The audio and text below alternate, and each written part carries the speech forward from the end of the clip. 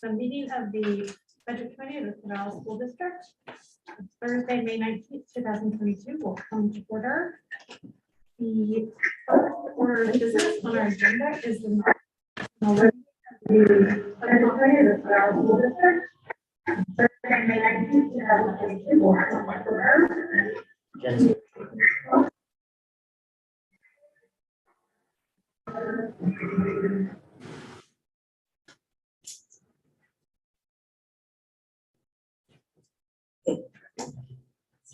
Okay, so the first order of agenda, and the first item on the agenda is the nomination and election of officers. Do I hear any nominations for the Budget Review Committee Chair? Madam Chair, I would like to nominate Andrew Freeborg for the position of the chair. Do I hear a second? Second. Any further nominations? Hearing no further nominations, I should ask you. You're willing to serve? Yes, I am. Forgot about that piece. Yes, so hearing no further nominations, the nominations are closed. So we will, do we have to vote individually or can we just? You can do it by unanimous consent or Without objection. Without objection? We have that thumbs a up chair. from all the people. Who No, are I can't see them. We'll take that. All That. right, I will now call for nominations for the Budget Review Committee Vice Chair.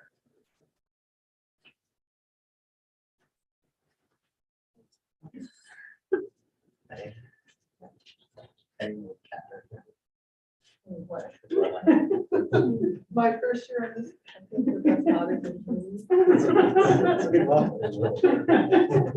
Mr. Chair, I nominate member Penny York for the position of vice chair. All right, do I have a second? Second. But now, No, are you okay with that? I'm okay since I'm sitting next. I fully intend to be here for the next meeting. So. I fully support that. Make sure he comes. Okay, so if there are no objections, hearing none, Penny York has been elected Vice Chair. Alright. So now at this time, I would like to invite Superintendent Noss to present his budget message.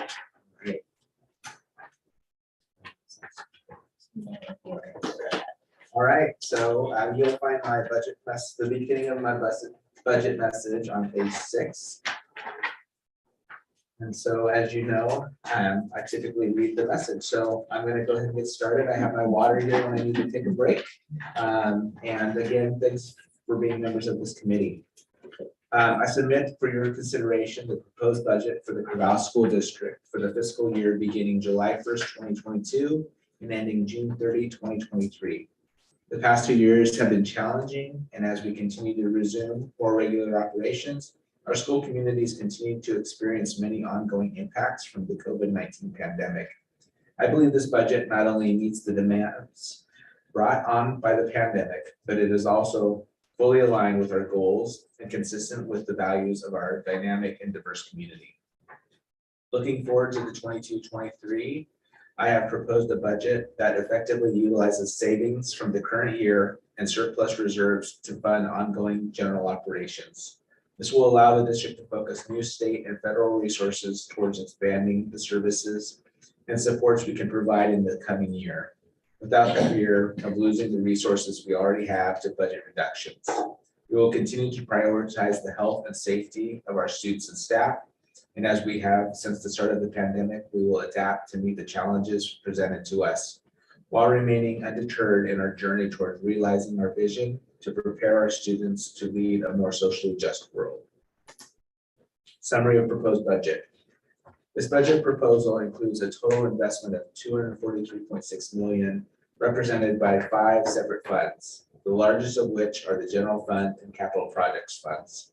The total budget for all funds represents a decrease of 26% compared to the 21-22 budget, which reflects the spending down of bond proceeds in the capital projects funds as we continue to complete capital improvements at all schools in alignment with the board measure approved by Corvallis voters in 2018. The proposed budget includes ongoing allocations for strategic investments to support the district's plan for supporting equitable learning recovery, outlined on pages 25 through 29 of this document, while recognizing the financial challenges that we face with adequately funding all priorities. Next year, we propose using more than 10 million of targeted state and one-time federal funds to prioritize 3 important areas: adapting learning, serving the whole child, and reorienting resources. General fund budget. The general fund represents 29% of the 22-23 proposed budget for all funds. It accounts for most operating activities of the district, except those activities will be required to be accounted for in other funds. General fund revenues come from 2 main sources: local property taxes and the state school fund, primarily funded through state income taxes. The proposed budget assumes a state school fund appropriation of 9.3 billion, with 51% allocated in 22-23, the second year of the biennium. This is the level of funding approved by the Oregon State Legislature and represents an increase of only 3.3% over the previous biennial allocation of 9 billion. Budgeted general fund current resources total 86.7 million, an increase of 5 million or 6.1% from 21-22. The majority of the increase in general fund resources is due to typical increases in property taxes and an increase in state funding per pupil due to statewide enrollment declines. Budgeted general fund current requirements total 91.1 million, an increase of 4.4 million or 5.1% from 21-22. Salaries and benefits comprise the majority of expenses at 71.7 million or 79% of the current requirements. School Board Policy DA provides guidance regarding the financial objectives for managing general fund reserves. Those objectives include establishing a sustainable level of programs, protecting the district from unnecessary borrowing to meet cash flow needs, providing prudent reserves to meet unexpected emergencies, protecting against catastrophic events, and meeting the uncertainties of state and federal funding. As outlined in the policy, all general fund contingencies and reserves accounts are budgeted to result in the levels required, assuming underspending of 2%. A projected operating deficit of 2.5 million will be offset by surplus reserves. We move to the local option levy, which we have good news about. Thanks to the community of Corvallis. Under Oregon's property tax law, the local option levy gives individual communities the ability to supplement state funding for their local schools. In November 2016, voters in Corvallis renewed a 5-year local option levy originally approved in 2006 and renewed in 2010 at a rate of $1.50 per thousand of assessed value. The current levy expires on June 30th, 2022. The proposed budget for 22-23 assumes that the local option levy will be renewed for another 5 years, which it was this week. Local option taxes are budgeted in the general fund, and the district expects to receive 8.7 million in local option taxes in 22-23. The majority of taxes received from the local option levy, about 90%, fund 72 full-time positions, or about 8% of the district's total staff. As a result of the local option levy, class sizes have been stabilized or reduced. All elementary students receive specialized physical education, music and art instruction, and students have more access to counseling and social work services. Local option funds also help support vocational and technical education programs, the district's new teacher mentor program, and extracurricular athletics and activities. Under the special revenue funds budget, the special revenue funds represents 12% of the 22-23 proposed budget for all funds and accounts for local, state, and federal grants received by the district for specific programs. Major resources include the following grants: the Student Investment Account grant. During the 2019 legislative session, the Student Success Act marked a turning point for public education in Oregon. And when fully implemented, schools in Oregon will see an additional $1 billion investment each year. At the heart of the Student Success Act is a commitment to improving access and opportunities for students who have been historically underserved by the educational system. The Student Investment Account represents 50% of the Student Success Act funding dedicated for public schools in Oregon. These funds are budgeted in the Special Revenue Fund, and the district expects to receive $5.1 million in 22-23.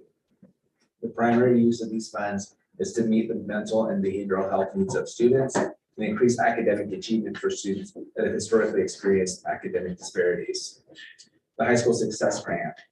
The High School Success Grant and College and Career Readiness Act of 2016, Measure 98, was approved by voters in 2016 and provides direct funding to school districts to establish or expand career and technical education programs, establish or expand college level educational opportunities, and establish or expand dropout prevention strategies. These strategies support the needs of students related to engagement, personalization, achievement, and college and career readiness. These funds are budgeted in the Special Revenue Fund. The district expects to receive $1.9 million in 22-23 to continue the implementation of strategies outlined in the measure. ESSER, Elementary and Secondary Schools Emergency Relief Fund Grant. Through multiple U.S. congressional actions, the district is receiving federal grants through the ESSER Fund, which was established to address the impact that the pandemic has had and will continue to have on our educational communities. These funds are budgeted in the Special Revenue Funds, and the district expects to receive $5.9 million over the next 2 years. Central to our planning on the use of these funds is the need to measure and address unfinished instruction, prioritize students with the most opportunity for growth, and enhance instruction and blended learning. We will continue to use these funds next year to provide dedicated instructional support in our primary grade classrooms with a focus on helping our youngest students build foundational skills to become proficient readers by 3rd grade. In addition, ESSER funds will be used in 22-23 to retain our teacher workforce and further reduce class size to increase learning opportunities for our students. Child Nutrition Programs Grant. Through several different programs, the district receives federal and state grants to provide nutritional balanced, low-cost, free meals and snacks to children each school day. The district receives federal funds through the National School Lunch Program, the School Breakfast Program, the Child and Adult Care Food Program, and the Summer Food Service Program. In the midst of supply chain, labor, financial, and regulatory challenges throughout the pandemic, nutritious school meals have contributed to student achievement, supported our families, and provided a critical safety net during economic hardship. These funds are budgeted in the Special Revenue Funds, and the district expects to receive $1.8 million in federal funds in 22-23. And finally, the Capital Project Fund budget. Corvallis voters approved the issuance of $199.9 million in general obligation bonds on May 15, 2018 to finance capital improvements at all schools. The successful passage of the 2018 bond is helping us make sound investments, solve long-term challenges, and transform an aging infrastructure to offer more innovative and equitable opportunities for all students. Bond proceeds are providing funds to install new safety and security equipment, replacing portables with permanent classroom spaces, replacing 2 elementary schools, renovate and repair school buildings, and expand educational spaces for career and technical education programs. The Capital Projects Fund represents 42% of the 22-23 proposed budget for all funds. It accounts for activities related to the acquisition, construction, and equipping of school facilities. Capital Project Fund revenues come from 3 main sources: proceeds from the state sale of bonds, bond premiums, and investment earnings. The 22-23 proposed budget for the Capital Project Fund totals $70.7 million and includes funding for several projects planned for the upcoming year, including renovation at Adams Elementary, Catherine Jones Harrison Elementary, Letitia Carson Elementary, Mount View Elementary, Franklin School, Shelwood Middle School, and the Harding Center, where the College Hill High School program operates. In conclusion, this balanced budget represents our best effort to achieve our goals with the resources that are available to us. Our prudent stewardship of resources during these challenging times has allowed us to maintain and enhance general operations and supports, even with insufficient state school fund growth. In addition, the use of general fund reserves allows for our new state and federal funds to be safely targeted to new programs and initiatives, bringing expanded opportunities and educational support to our students across the district, rather than supplanting general fund support to continue current service levels. I'm honored to serve you and the community of Corvallis as I begin my 7th year as superintendent. And I would like to express my appreciation to our community for their generosity in supporting our schools. We would not be able to provide the level of service and learning to our students without their support. Although the pandemic has challenged us in many ways, it has also highlighted that with focus, perseverance, and creativity, we are capable of remarkable things. I would also like to thank the members of the Budget Committee for your service, support, thoughtful analysis, dialogue, and consideration of this proposed budget.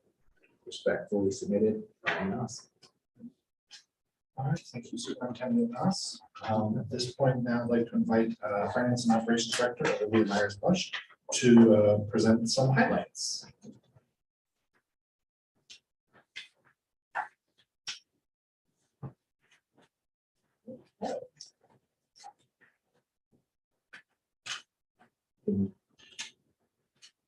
I have some slides, although, okay, we're good.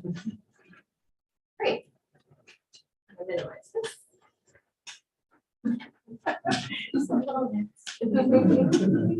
Oh, that's you. Okay. So I'm just going to cover some real big highlights of the budget proposed for the 22-23 school year. Starting with just a summary of the budget and kind of a repeat of some of the key points that Superintendent Noss made in his budget message. So overall, we're looking at a total budget of $243.6 million. When we look at the total budget by fund, our general fund represents the biggest portion of our total budget with 42%, and the capital projects fund represents 29% of our total budget. So you can see the breakdown here of the total budget by fund and percent. Focusing more on our general fund budget, our total general fund budget is $102.2 million. When we look at our operating resources, so when we exclude our beginning fund balance, and we're just looking at the resources we expect to receive in next fiscal year, our total resources proposed for next year are $86.7 million. And the majority of those resources come through the state school fund formula revenues. So state school fund formula revenues include several different resources, including our permanent operating rate, property taxes, the state school fund allocation we get from the state of Oregon, and some other local revenues that include common school fund receipts, county school fund receipts, federal forest fees, and payments we receive in lieu of taxes. So the big portion of our general fund budget falls within what we call our state school fund formula revenues. Our local option levy represents 10% of our proposed budget for next year's general fund at $8.7 million. And then we also have a lot of other miscellaneous sources of revenue totaling $2.8 million or 3% of the general fund budget proposed for next year. When we look at the other side of things and our proposed operating requirements for next year, we're looking at $91.1 million. And when we look at how those funds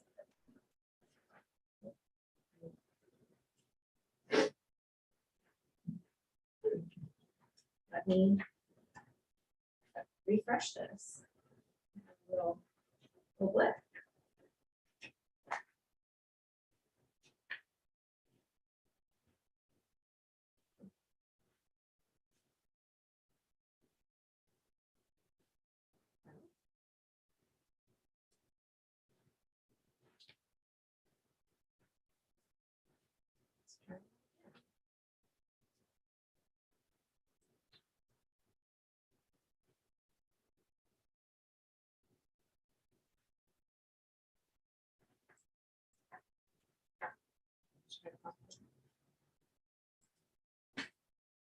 Just gonna give this a little refresh here.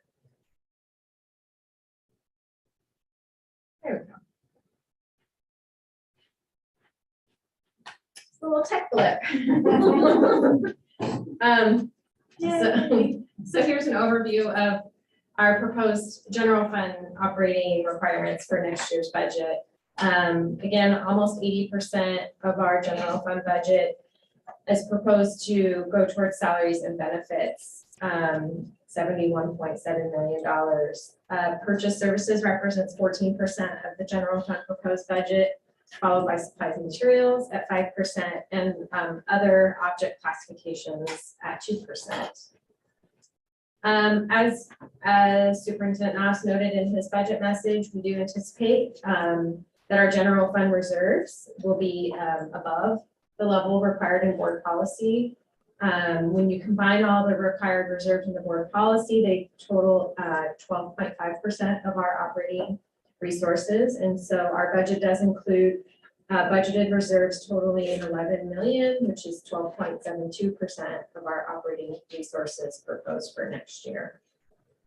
So diving deeper into resources, I kind of want to go back to the state school fund formula and really hit each component of that, since it makes up the biggest percent of our general fund budget, just so we can kind of look at all the different factors that go into those resources. So the biggest factor that affects the state school fund formula revenue is our enrollment, which is also called ADM sometimes, for average daily membership, or ADMW, which is our average daily membership, weighted with different factors that give us more funding for certain students.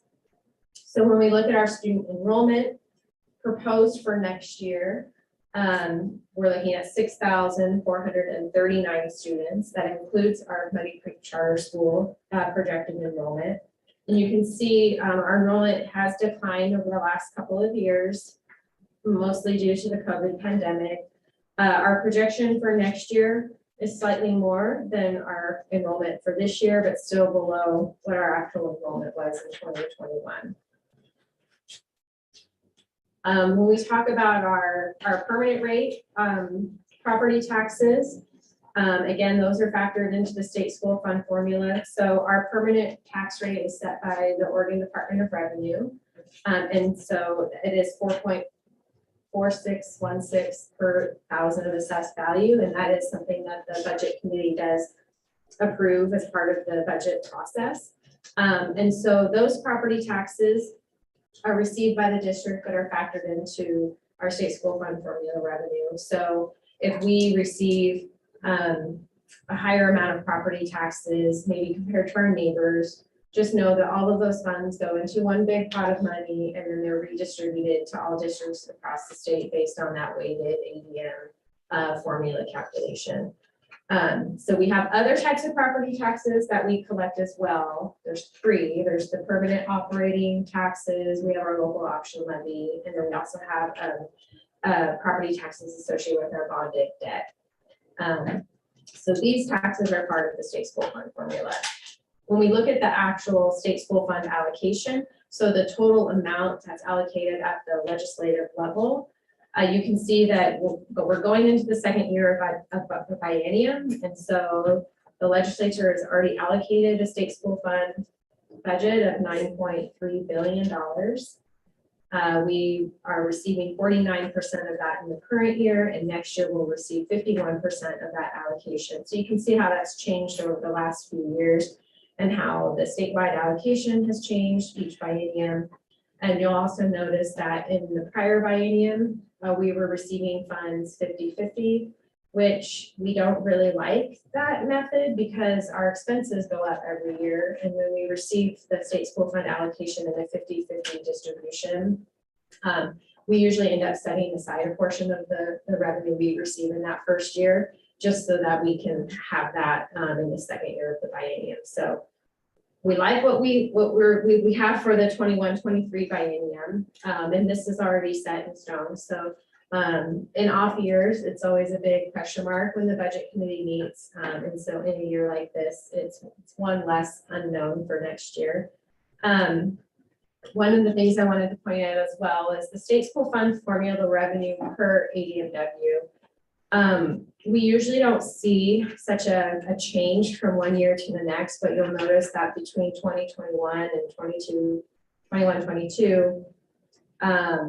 the state school fund formula revenue per ADM increased quite a bit, over 6%. And that's primarily due to the fact that statewide enrollment is less than what it was anticipated to be. So when they recalculated the state school fund formula earlier this month, we know that statewide there's less students being certified districts, but because the allocation is already determined and budgeted, all of the schools across the state are receiving more money per student from the state school fund because of that. Our estimate for next year, our first estimate that we received for next year indicated a state school fund formula revenue per ADM of just over 10,000 per student. So we've definitely seen an increase over the last 5 years, which is great. That's due to a lot of advocacy work that's happening at the state level.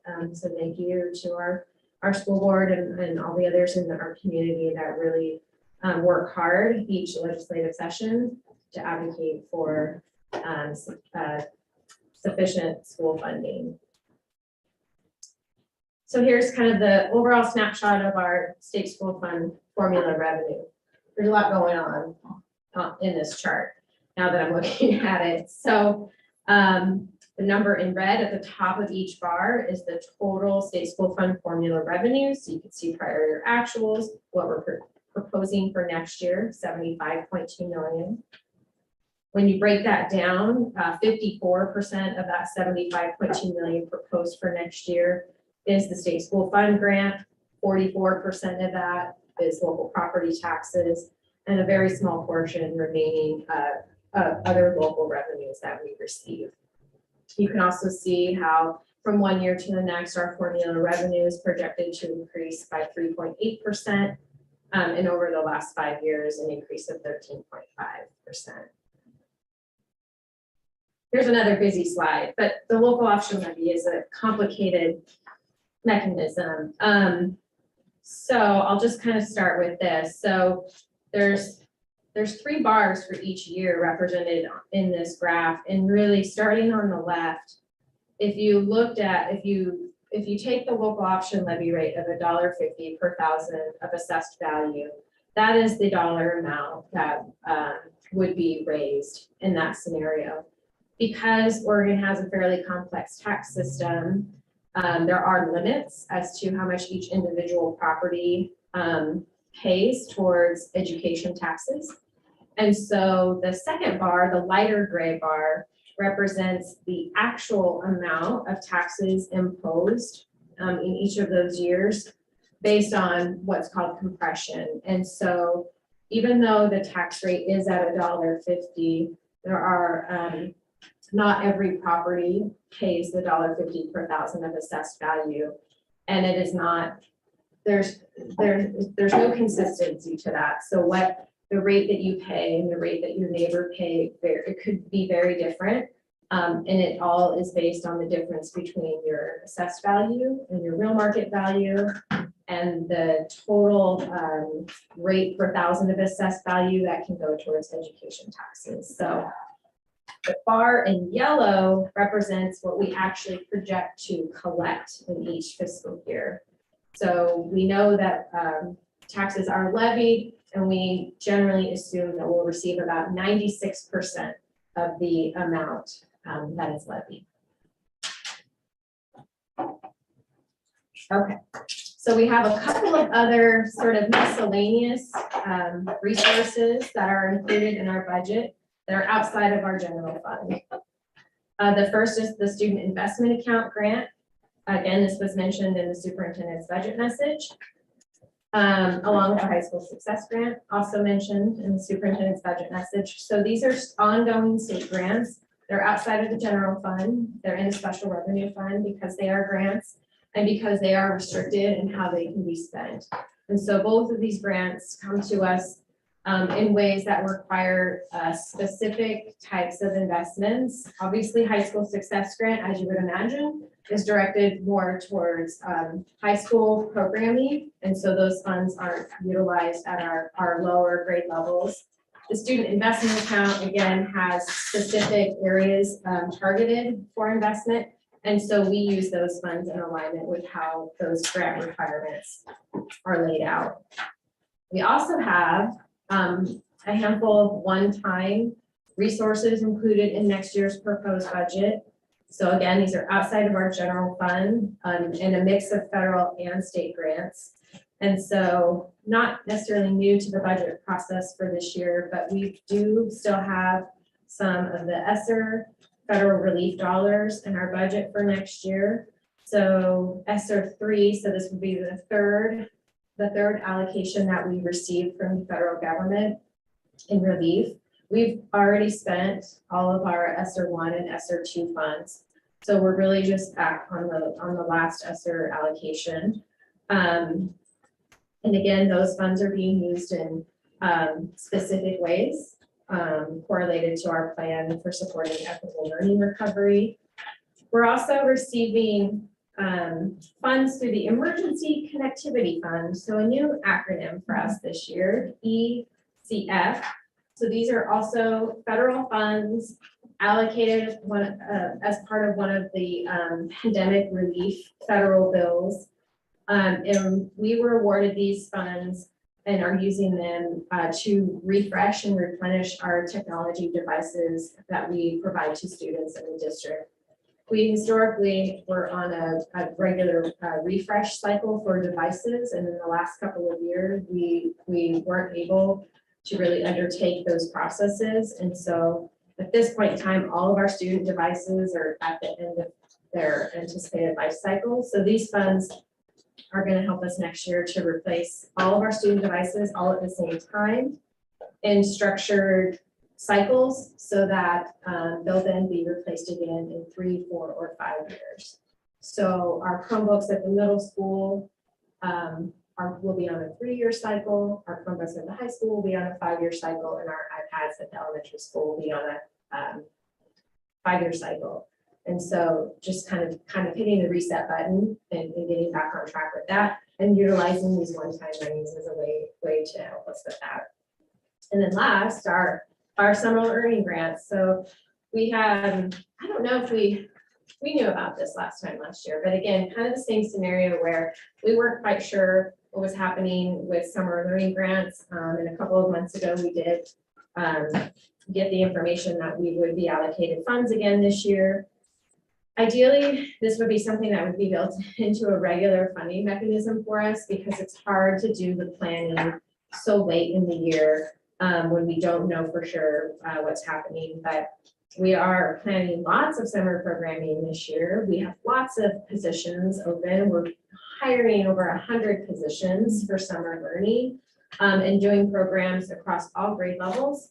And so lots of planning work underway right now and utilizing those funds as much as we can to give kids a boost over the summer and to also provide academic recovery and credit recovery for our high school students to stay on track to graduate. So the plan for supporting equitable learning recovery is in the proposed budget document, starting on page, sorry, I kind of feel like it might be easier to not, the screen's probably going to be hard to read. Starting on, let's see, 26. I do want to kind of hit all of these because we do a lot of work each year to really identify specific targeted investments that we want to make in ways that we believe will improve student outcomes, in ways that are aligned with our school board goals, and particularly now in ways where we are leveraging some of these one-time resources as much as possible. And so lots of blending and braiding happening, and this kind of presents everything in a summarized fashion. But I do think it's important to note that when we go into budget development, we always start by looking at our board goals. Those provide the backbone for all of our high-level discussions around changes we want to see in our budget, and changes we want to see in terms of staffing. And so I think it's important to note our board goals are being revised over the next several months. And so we're looking forward to that process because we do think that will help inform next year's budget process even more. And the board's getting a lot of, has received a lot of feedback on the goals. And so it's important for us to keep our eyes and ears open through that process, to really hear what's important to our community and to our students. So when we think about our plan for supporting equitable learning recovery, we really wanted to focus on the challenges that we're facing. And it's interesting because these are exactly the same challenges that we listed last year during the budget process. And kind of reflecting on that and really letting it sink in that none of these have really changed in the last 12 months. We're still working on unfinished instruction. We're still working to address social isolation and trauma. We're still working to address systematic racism and inequity. And we're still dealing with a level of fiscal uncertainty. Not that we don't have the funds to do what we need to, but so many of our funds right now are one-time funds or sort of, we're not sure if we get them every year or not. And there's just a lot of uncertainty around using large amounts of one-time funds, because it's pretty hard to do that in a way where you're not adding staffing. And in our opinion, when we're adding staffing, that is a targeted investment meant to improve student outcomes. And so it's just riding that fine balance between using our dollars in the most efficient way we can, an effective way we can, but still being mindful that there's a level of uncertainty into the future that we all feel, especially going into next year, because we will be spending down most of our one-time monies by then. The legislature will be in session then. And so we feel comfortable about next year, but beyond that, it's really hard to say what we think is going to happen because it's just really hard to know. For each of these challenges, we outlined a series of actions. And so when we're talking about addressing unfinished instruction, most of these are a continuation of things that we've put into place this year, and continuing to use our ESSER fund grant and our summer learning grants. So we're talking about improving our multi-tiered systems of support in our elementary schools focused on reading, assessment, and intervention. We know that reading proficiency at 3rd grade is a major factor when it comes to success in high school and graduation. And so putting a lot of dollars towards providing extra support in our primary grade classrooms so that students have build the skills they need to become proficient readers. The other factor to this is moving into next fall. We'll finally be able to have better assessments and measurements in place to kind of see if the investments that we put into place this year are working. And so it's kind of hard too, because we've been doing a lot of things this year, but just with the lack of prior year assessments, it's been hard to do measures in the middle of the year when we know we haven't had a lot of time yet. And again, providing summer school for academic recovery. When we talk about prioritizing students with the most opportunity for growth, we have a new research growth and assessment coordinator in the district, Lee Santee, who's doing great work with all of our school principals and work with our high school grad coaches. And so really focusing our efforts on improving our assessment systems and working more with data analysis. We're providing some specific professional learning and collaboration time for our school-based data teams focused on math instruction at the middle and high school level. Providing additional support in summer programming for students with disabilities. Our Wing students are actually gonna start summer programs the week after school is out. So they're gonna be accessing our summer programs even before June 30th. And then just working to improve our systems to identify, support, and monitor students who may be at risk of dropping out. We have a full-time graduation coach at each of our comprehensive high schools, and they work closely with Lee Santee and spend a lot of time connecting with teachers and students to ensure that students who are on the edge or who are at risk of not graduating get that individual specialized attention. When it comes to enhancing instruction and blending learning and kind of changing the way that we do instruction, we have been offering Corvallis online the last couple of years, which started kind of as a comprehensive distance learning model when all students were in remote learning. And so we're sort of moving away from a structured school environment for online learning, but maintaining the option for high school students to access school-based online coursework at each of the high schools. And so that will be continuing next year.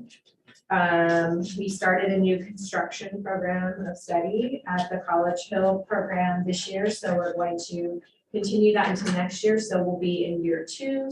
So we'll have 2 cohorts of 15 students next year instead of the single cohort of 15 we have this year. And then we also have an instructional technology teacher on special assignment that we added this year and will continue next year. And so that is a certified teacher that works with our classroom teachers primarily to utilize new tools that we've created, such as Canvas and other software systems to streamline some of the delivery of instruction, the tracking of assignments, and improve communications with families. So a lot of our dollars in terms of our plan really go towards the area of serving the whole child. We have a very comprehensive mental health and wellness program in our district. It's very unique. It's probably the only one in the state of Oregon that's operating at the level that we are.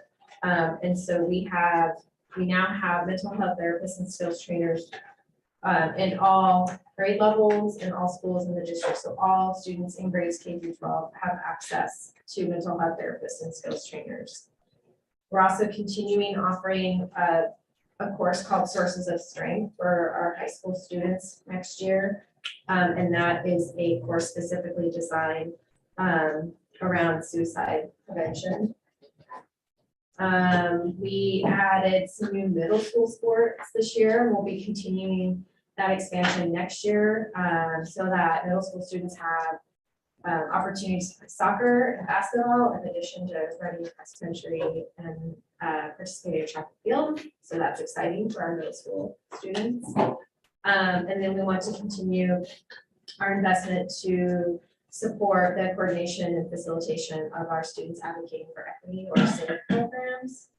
And so those are very much student-run programs, but we want to continue to provide funding to make sure that we can provide them with meals when they need and the supplies and materials that they need throughout the year. We are providing student and family advocates and are proposing the continuation of that next year with our ESSER Fund grant. And those folks work really closely with Sarah Devine, who is our homeless liaison in the district. And that's all about connecting students and families that have needs with resources in the community. We've upped our nursing services game and our health room staffing. And so we want to continue that as well. We've also want to continue the new position around substance misuse and abuse services. So we have a full-time staff member dedicated to that work now that we intend to continue next year using our SIA grant. More summer enrichment activities for students in grades K through 8. Something new going into next year is using our ESSER Fund grant next year to lower our class size target by 1 student. And so you can see there's lowering our class size average by 1 student costs almost $1 million. So it's a big investment. but we feel it's really important to keep our class sizes as low as possible, so that we can really have that extra support for students who need it in a lot of our classrooms right now. So that was a big priority for us moving into next year. We also made some adjustments to our staffing levels at our secondary schools. Our middle schools and high schools are working through new schedules for next year. We want to continue our investment in some special education staffing using our SIA grant. So a couple of years ago, we did a deep analysis on our staffing ratios across our schools when it comes to serving students with disabilities. And so we were able to increase staffing to create more equitable staffing ratios, and we want to continue that work. When it comes to rethinking professional learning, we're still sort of navigating these waters. It's still hard to plan a lot of this type of work with some of the unknowns around the pandemic. But we want to definitely continue supporting the work of our racial equity coaches. So we have a racial equity coach at every school. So this is a staff member that works at that specific school that either receives additional salary or they receive release time during the school day if they work at a secondary school to work directly with the staff in their building. And they do individual coaching, and they also do group work as well. And so it's important for us to continue these positions and continue elevating the work of those folks. We want to continue our leadership pathway for staff of color. I believe this is called Aspire for Phallus.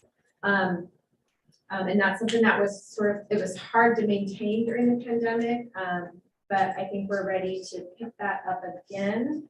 And that's really about reaching out to individuals who are working in the district certified staff of color who are interested in becoming school administrators and collaborating with them and helping them grow professionally and encouraging them to apply for positions that we have open. On the last set of investments, we talked about using the Emergency Connectivity Fund to refresh our educational technology.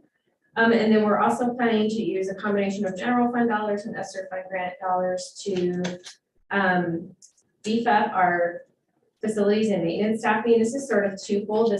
Part of it is a continuation of COVID and additional custodial staffing because we still have elevated levels of cleaning and sanitation required. And it's also to address a lot of the new facilities and grounds that we have that we didn't have before. And so kind of recognizing the need to maintain the investment that we have made in our new facilities and keep them in good shape and keep them looking good. So all in all, we're looking at just over $10 million. It's almost 76 FTE district-wide. And again, kind of going back to that fiscal uncertainty, a lot of these investments are being funded with dollars that don't necessarily have a guarantee after next school year. And so that's what gives us a little pause. But we're excited to be able to have some time in the fall to have more assessment and more conversation around how these investments are improving student outcomes. So before you go on. Yes. So I just want to take a moment to say, so Olivia is our finance and operations person, and to be able to talk about instruction and investments that affect students in the level of depth that you just shared is pretty unique. And so it felt like something that we would have heard from teaching and learning. And I think that's one of the things that makes our team so successful, is that it could have come from teaching and learning, and it could come from business and finance, because people work so closely together and know what we're doing to support kids. So well done. I'll make a note to delegate that. Yes.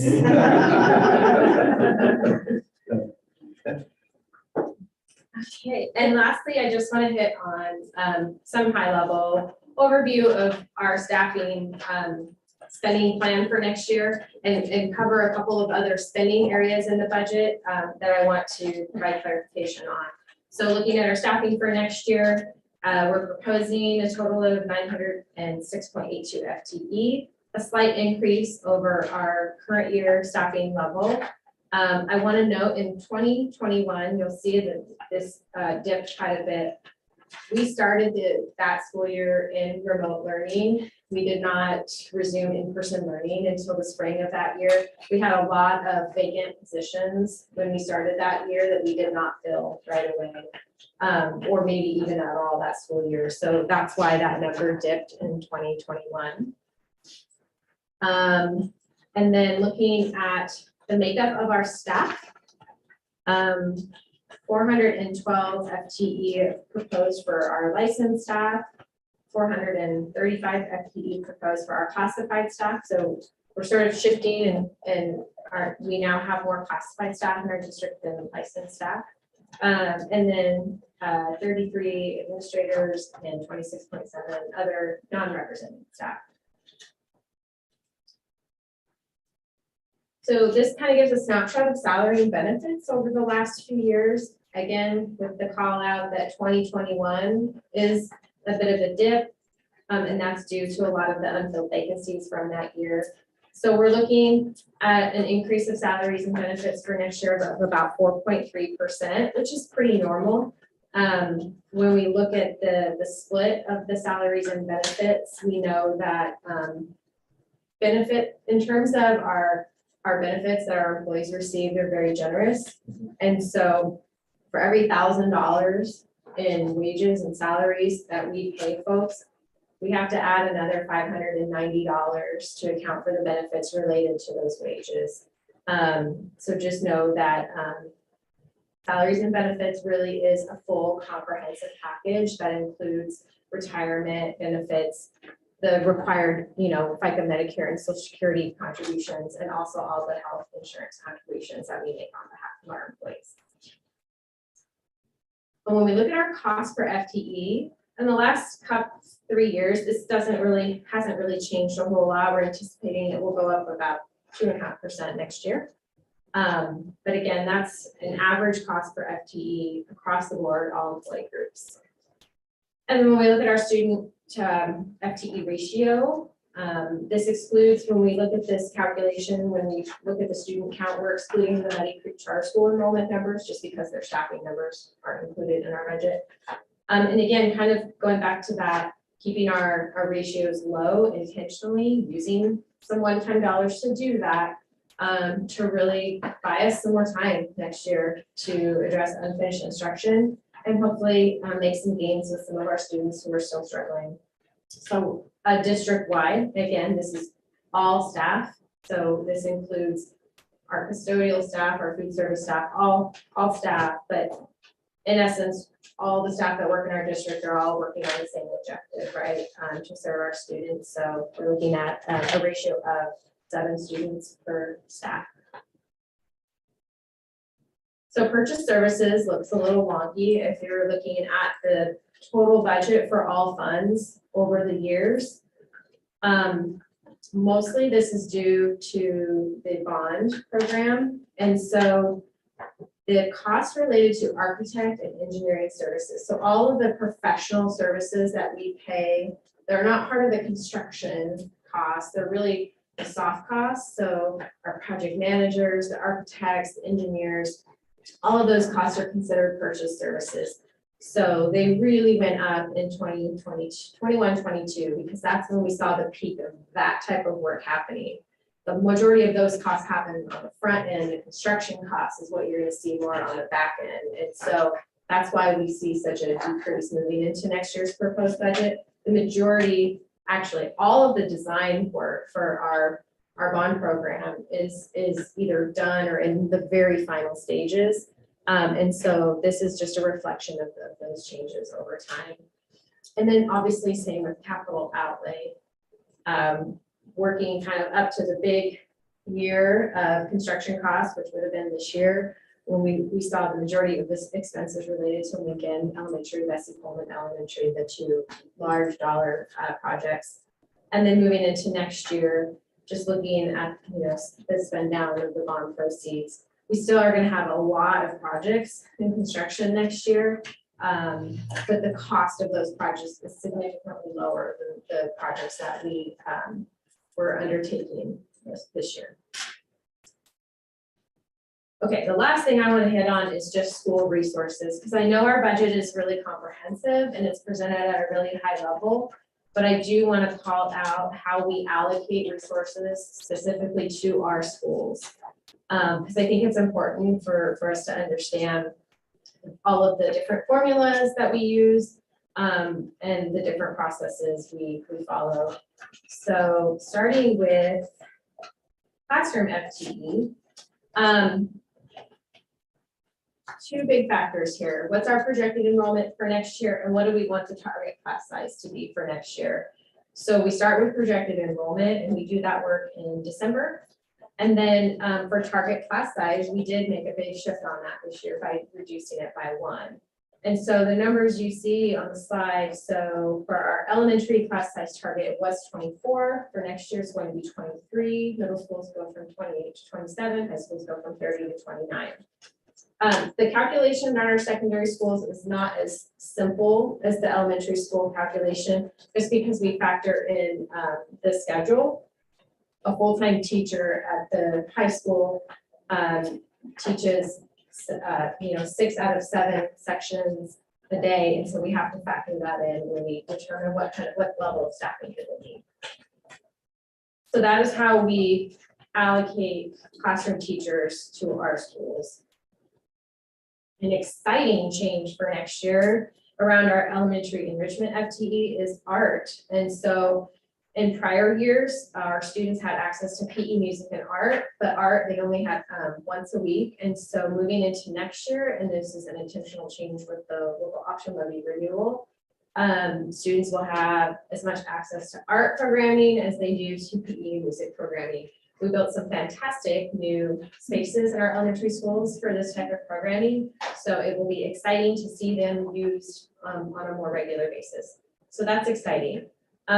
These allocations are based on the number of classrooms that each school has. So some schools have full-time music, art, and PE teachers, but other schools that have smaller enrollments, they don't have full-time music, art, and PE teachers. Basic school support FTE, again, this is a staffing allocation that we provide to our schools.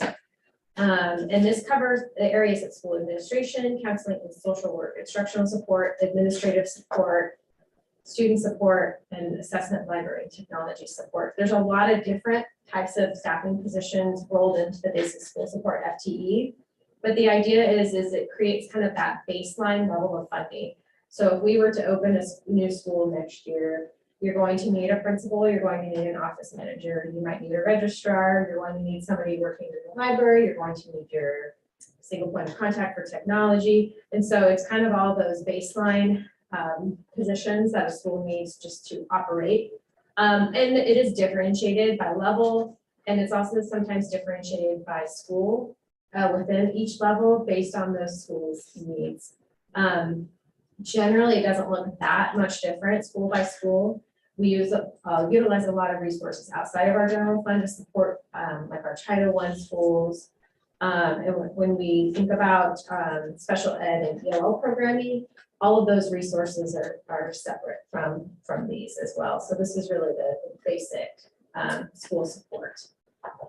And then when we also allocate dollars to our schools. So if you're a school principal, you get an email from me in February that says you get $1 million.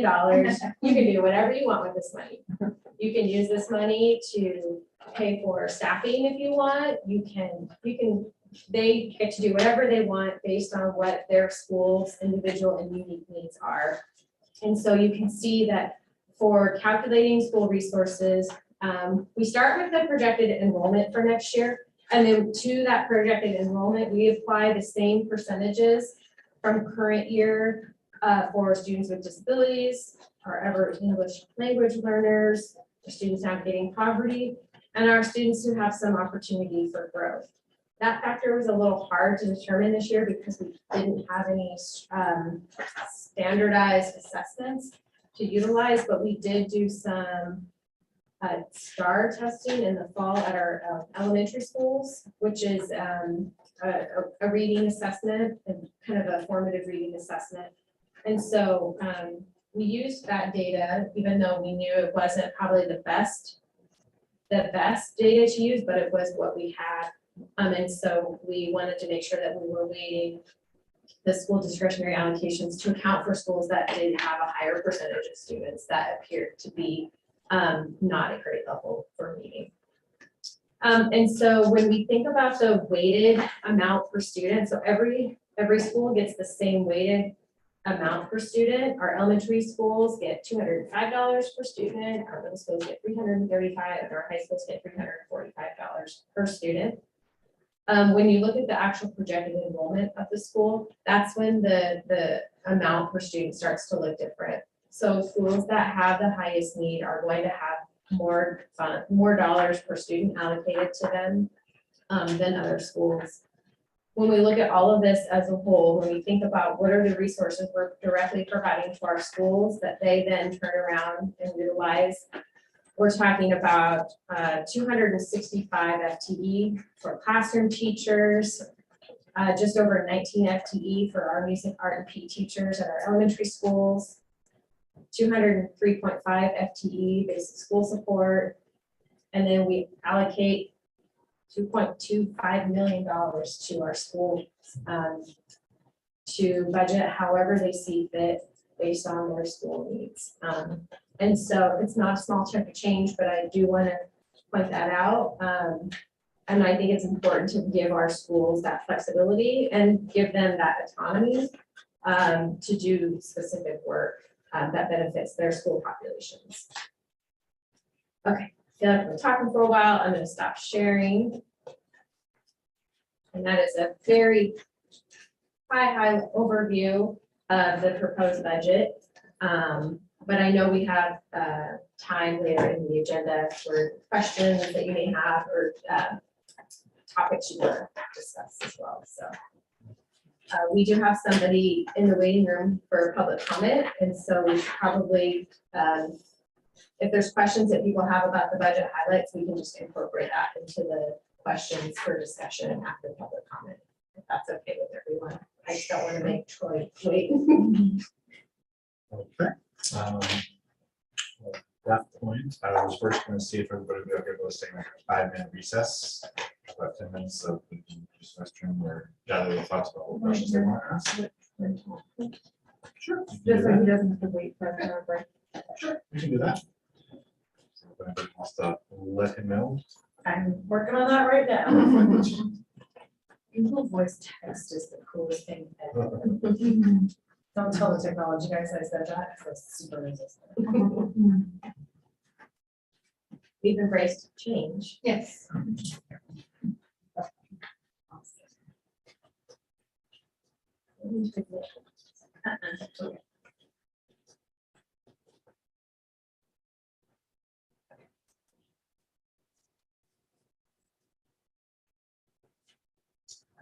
So Chair, we do have one individual that signed up to provide public comment tonight virtually. Okay. Let's see. So, Mr. Brandt, can you hear us? I can. How's everybody doing this evening? Great. Quite well, thank you. All right. Before we get started, just a reminder, we ask that you abide by the following rules. Clearly state your name here in a second. Direct your comments to the committee. You will have 3 minutes to make your comments. And I will alert you when you have 30 seconds left, and again, when your time is up. Following your comments, the committee will have 3 minutes to ask you some clarifying questions. And please recall that the budget committee does not set salaries, benefits, staffing levels, or decide if a program service or program should be provided. Comments related to district goals, priorities, policies, and programs should be directed to the school board at large during their next regularly scheduled meeting. If you are commenting in regards to a request for an increase or decrease of budget expenditures, Please note that the budget presented tonight is balanced. It would be helpful if, in addition to any proposed increase, you also identify a corresponding decrease or vice versa. With that said, you may begin at your leisure, sir. Okay, my name is Troy Brandt.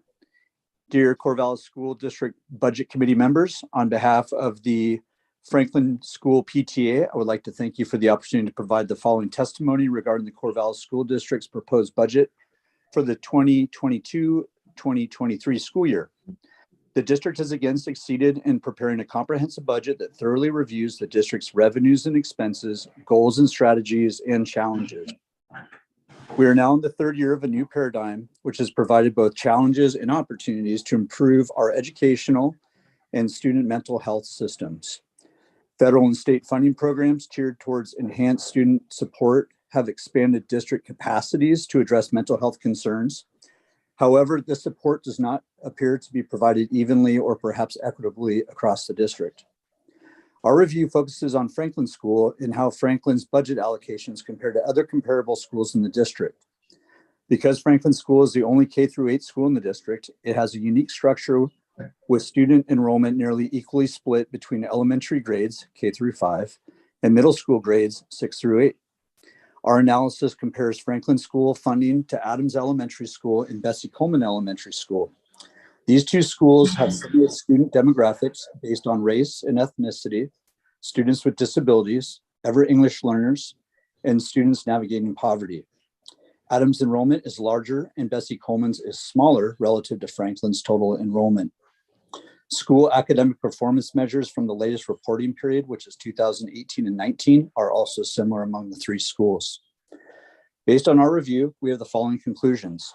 Franklin School student enrollment has recovered more completely since COVID relative to the other schools. Family interest in Franklin School as an option for their students remains high. Franklin School's per student spending has increased 18% since 2018. Comparison schools per student spending has increased over 50%. Per student spending is 25% higher at Adams and at Bessie Coleman compared to Franklin. Student support services at Franklin are underfunded relative to comparison schools. Additional funding allocated to Franklin School would be used for student social, behavioral, and emotional support through dedicated counseling services, student testing for learning disabilities, and dedicated response and intervention staff, or RTI.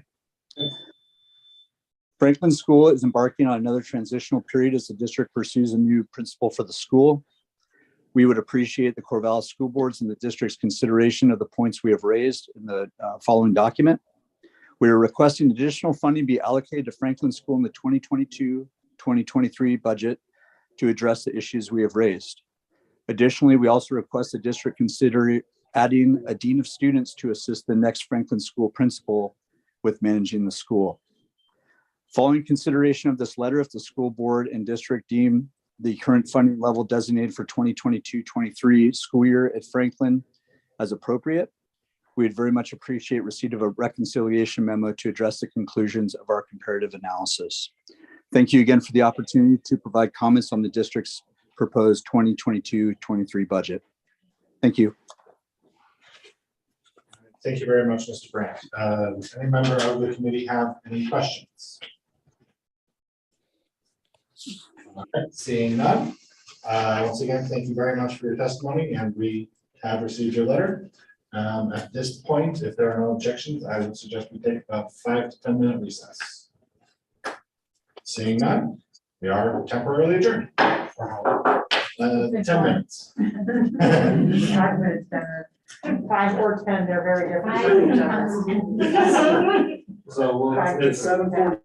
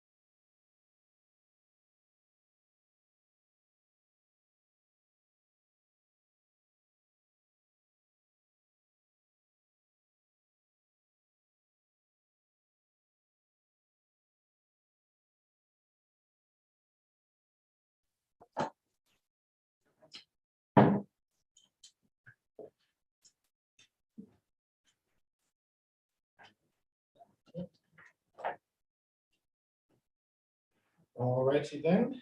At this point, we open up the meeting for any members of the committee to ask any clarifying questions of either Superintendent Haas or Director Bush.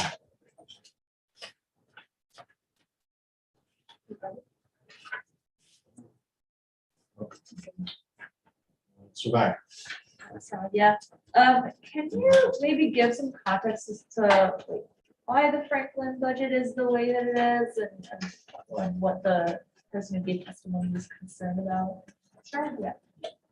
A couple of things. The student demographics at Franklin are a little different than our other schools in the district. And so I know that that is a factor, and based on the demographics, we would expect them to be funded, less per student than maybe another school. I also think that one of the things that's going to change that Mr. Brandt probably isn't aware of is that at Franklin, historically, the class size at Franklin has been higher than at other elementary schools. We use that class size target at our schools to determine the staffing.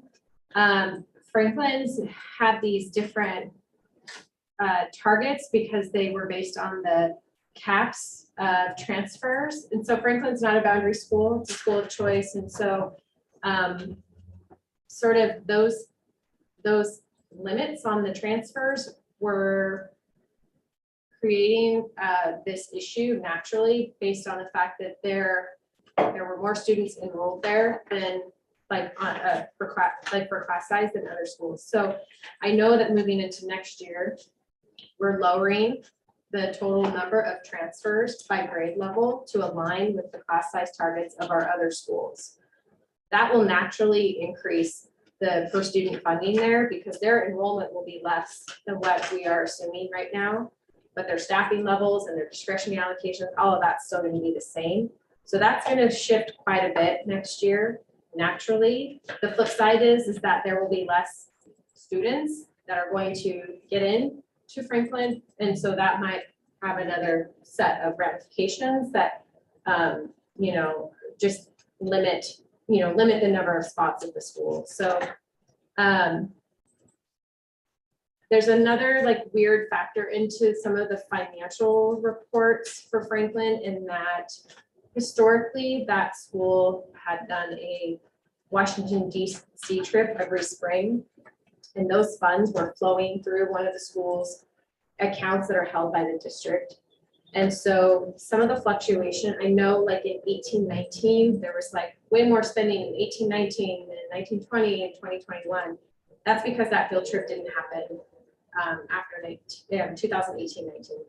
And so the fluctuation between 1819 and 1920 was basically because of that, which is really weird and unique and a special situation. So there's a lot of kind of a handful of random things that play there, although I would say that a follow-up with Mr. Brandt on the changes that are happening with the limitations for transfers next year are probably going to alleviate a lot of the concerns because that will naturally change dramatically the funding per student. Because like I said, the projected enrollment, what it is now, we know it's going to be lower than that, but we know that we're not going to modify the allocations. And so I do think changing, if their average class size goes from 27 to 23, which it is at other elementary schools, that's a huge shift, and that will definitely change some of those numbers for sure.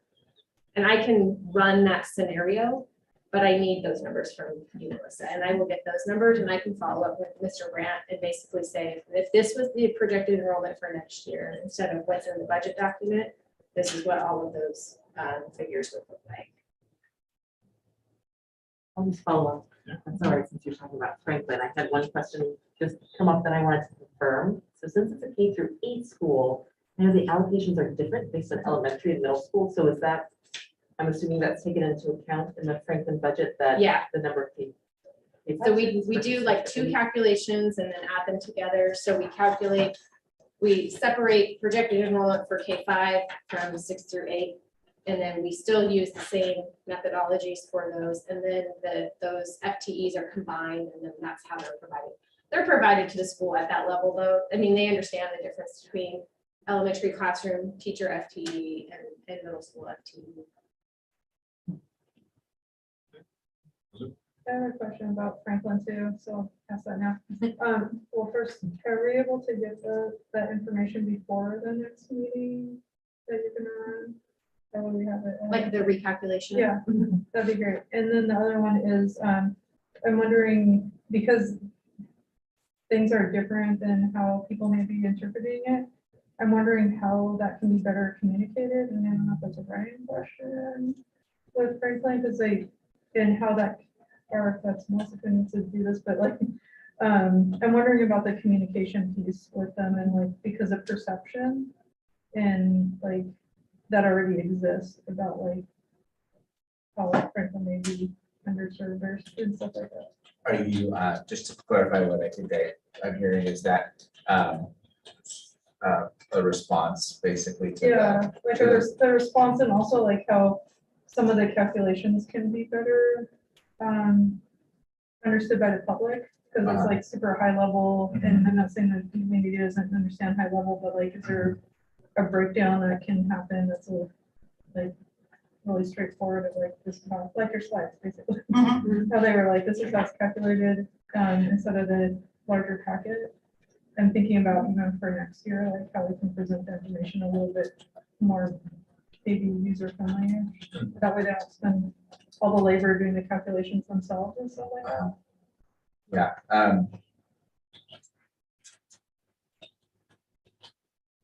I think that one of the things is the staff allocation of time to respond to the public, basically to the public testimony. So that's just one of those pieces that I'm always trying to weigh. But I think it would be fine for us to have a conversation with Troy and do our best to answer that. Yeah. Yeah, because it was a direct, like, yeah, that's what I mean, like this one, but I'm thinking about like even just like a snapshot thing. Yeah. If that's possible next year. Got it. Yeah. I was thinking way ahead. Sorry, I should have explained that better. No, that's okay. I just, again, I'm always just trying to, Stop time. yeah, well, and also just, there was a comment in here in his, about a receipt of a reconciliation memo. And that's, and that to me seems like a pretty big undertaking. And so I'm thinking more about the conversation. Yeah, I think what Olivia is providing would probably be that reconciliation, right? It would have the information in there. Yeah. That's kind of, we were talking about a similar thing, but maybe in a different sequence of how I explained it, so thanks, right? Yeah, no problem. Again, I appreciate clarification. Yeah. Bill? Yeah, Olivia, we talked before about the budgeting, the ending fund balance. I didn't quite understand is that something new that you're starting this year? And specifically the general fund. Sure, yeah. So the format required by budget law requires us to show prior year actuals for the 3 prior years. So you'll see, actually, if you have your document. What page is that? Let's look at page 81. 97. So the budget format is required to show 3-year actuals, prior year actuals, the current year budget amount, and the amount proposed for next year's budget. The thing about reserves, contingencies, and unappropriated fund balances is that we will never have actual spending of those items. And so in the 3-year actual history, they're always 0 because we don't actually spend any of those funds in those years. And so you only see the reserve amounts budgeted in the columns that represent budget amounts, not actual amounts. And you can see that you can see the 2021 budgeted amounts and then the amounts budgeted for next year as well. So we budget those amounts to balance to balance our budget. If we don't add those amounts to the budget, then our resources and our requirements won't match, and they have to match per Oregon budget law. So it's just really a way for us to recognize, here's an amount of money that's included in our total budget, but we have no intention of spending any of those dollars. So then the figures that shown here as actuals, ending fund balance, Oh, that's not real? that is real. I'm sorry. I get what you're saying. That is the difference between all of the resources and their requirements in those given years. So then that money then is rolled forward Yes, into the next fiscal year. yes. So when you think about the actuals, the ending fund balance amount, the actual amount for 18-19 is going to be the same exact number that you will see for 19-20 beginning fund balance actuals, which are in here as well. Okay, and then so when you're not budgeting in the revised budget or the next year's Uh-huh. budget, it's because they're all included in the Mhm. expenditures. Yes, Is it safe to assume that there's gonna be an ending fund balance similar to the current, or next year's budget as there's been in the last 3 years? yes. And what I would say, 15 million dollars. yes, and you'll notice that the budgeted amounts are like, they look smaller, right? Because our actual ending fund balance amount is always more than what we budget, because we never spend 100% of our budget, and we know that, and we plan for that.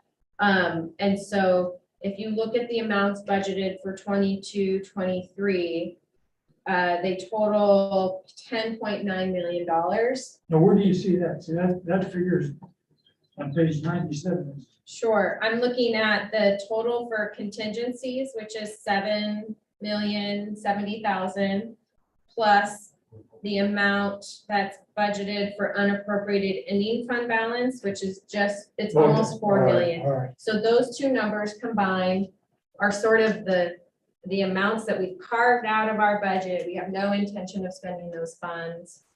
They will roll into next year. And the amount that rolls into next year, that following year, are probably gonna be higher than this because we don't spend 100% of our budget. And we know that there will be other funds that flow through. Does that make sense? I'm Yes. sorry, it's very confusing. No, I didn't. I mean, when you say you gotta look at 2 lines above it, Yes. and then. So it'd be the. And is that state law? How That you is, not budget, that you don't budget ending fund balance? Is that what you said? yeah, our resources and our requirements have to match. And so we need to carve out those amounts because we need to make sure that they don't get spent. So that we go into the following year with at least that much money. And that is a requirement for budget. It's really funky. And I would say there are other, in talking with colleagues around the country, every state is a little different. And in Oregon, we budget beginning fund balance and we budget these unappropriated amounts. And that is unique because oftentimes it's very confusing because I think most people would assume you just budget what you're going to get in that year and you budget what you're going to spend in that year. But we are required to budget what we bring into the year and what we are not going to use during the year as well.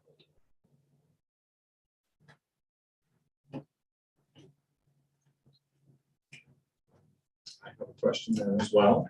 On page 62, looking at license salaries, I'm assuming that those are for like actual teaching positions, correct? Yes. Okay, so I see that the FTE from 21-22 to 22-23 for license salaries is reduced by 3. Mhm. How does that align with the goals of decreasing the student to teacher ratio if we're reducing the number of teachers? Sure.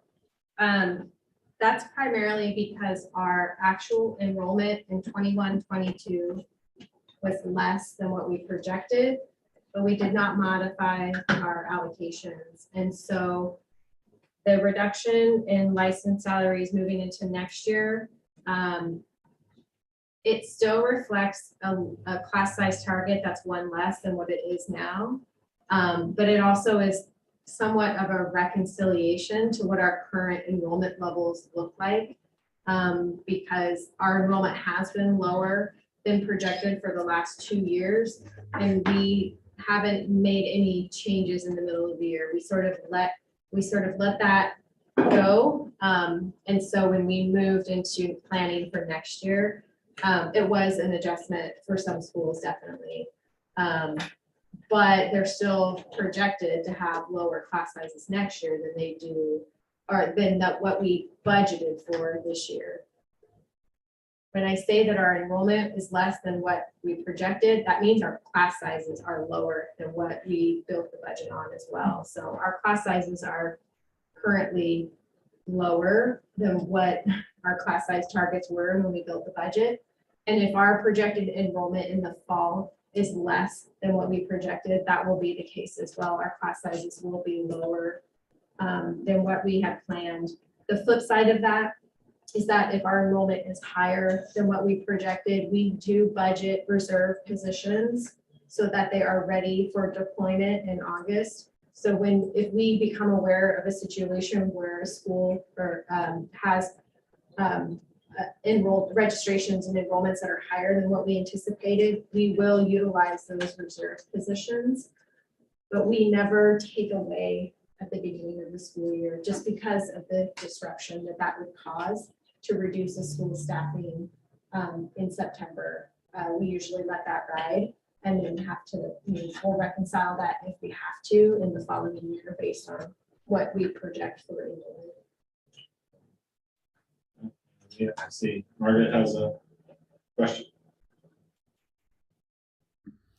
Mute.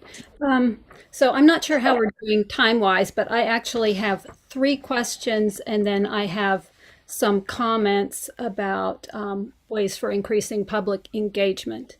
And I don't know what, should I just start talking, or should I do one question and then go around to somebody else? Go for it. Just start going.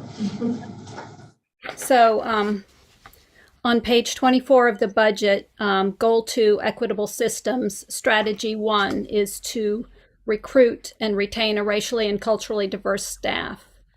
Does the district expect to receive grant dollars from House Bill 4030 to help fund the recruitment and retention efforts for the next school year? And are there already dollars in the proposed budget to support that goal? So, so we do expect to receive House Bill 4030 dollars. All right, now we're in the process of meeting with I should be looking at that. So. Sorry about that. So we are anticipating receiving money through House Bill 4030. We met with our associations today, in fact, to talk about that.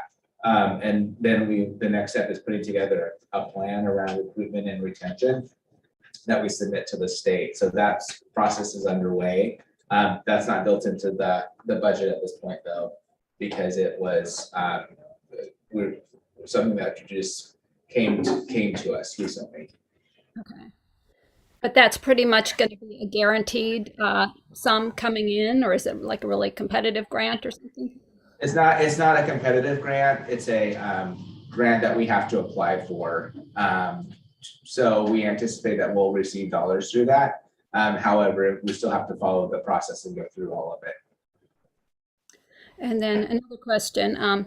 Do you have a sense of whether there's more or less poverty in the district compared to the past year or two, given that you're no longer able to rely on the free and reduced lunch numbers as a metric? And has the relative level of poverty among the schools remained static despite COVID-related enrollment disruptions? In other words, how much confidence do you have in the accuracy of the poverty weighting that determines the basic and the discretionary funding at individual schools? So I think that is harder for us to be able to answer because of the changes to free and reduced lunch.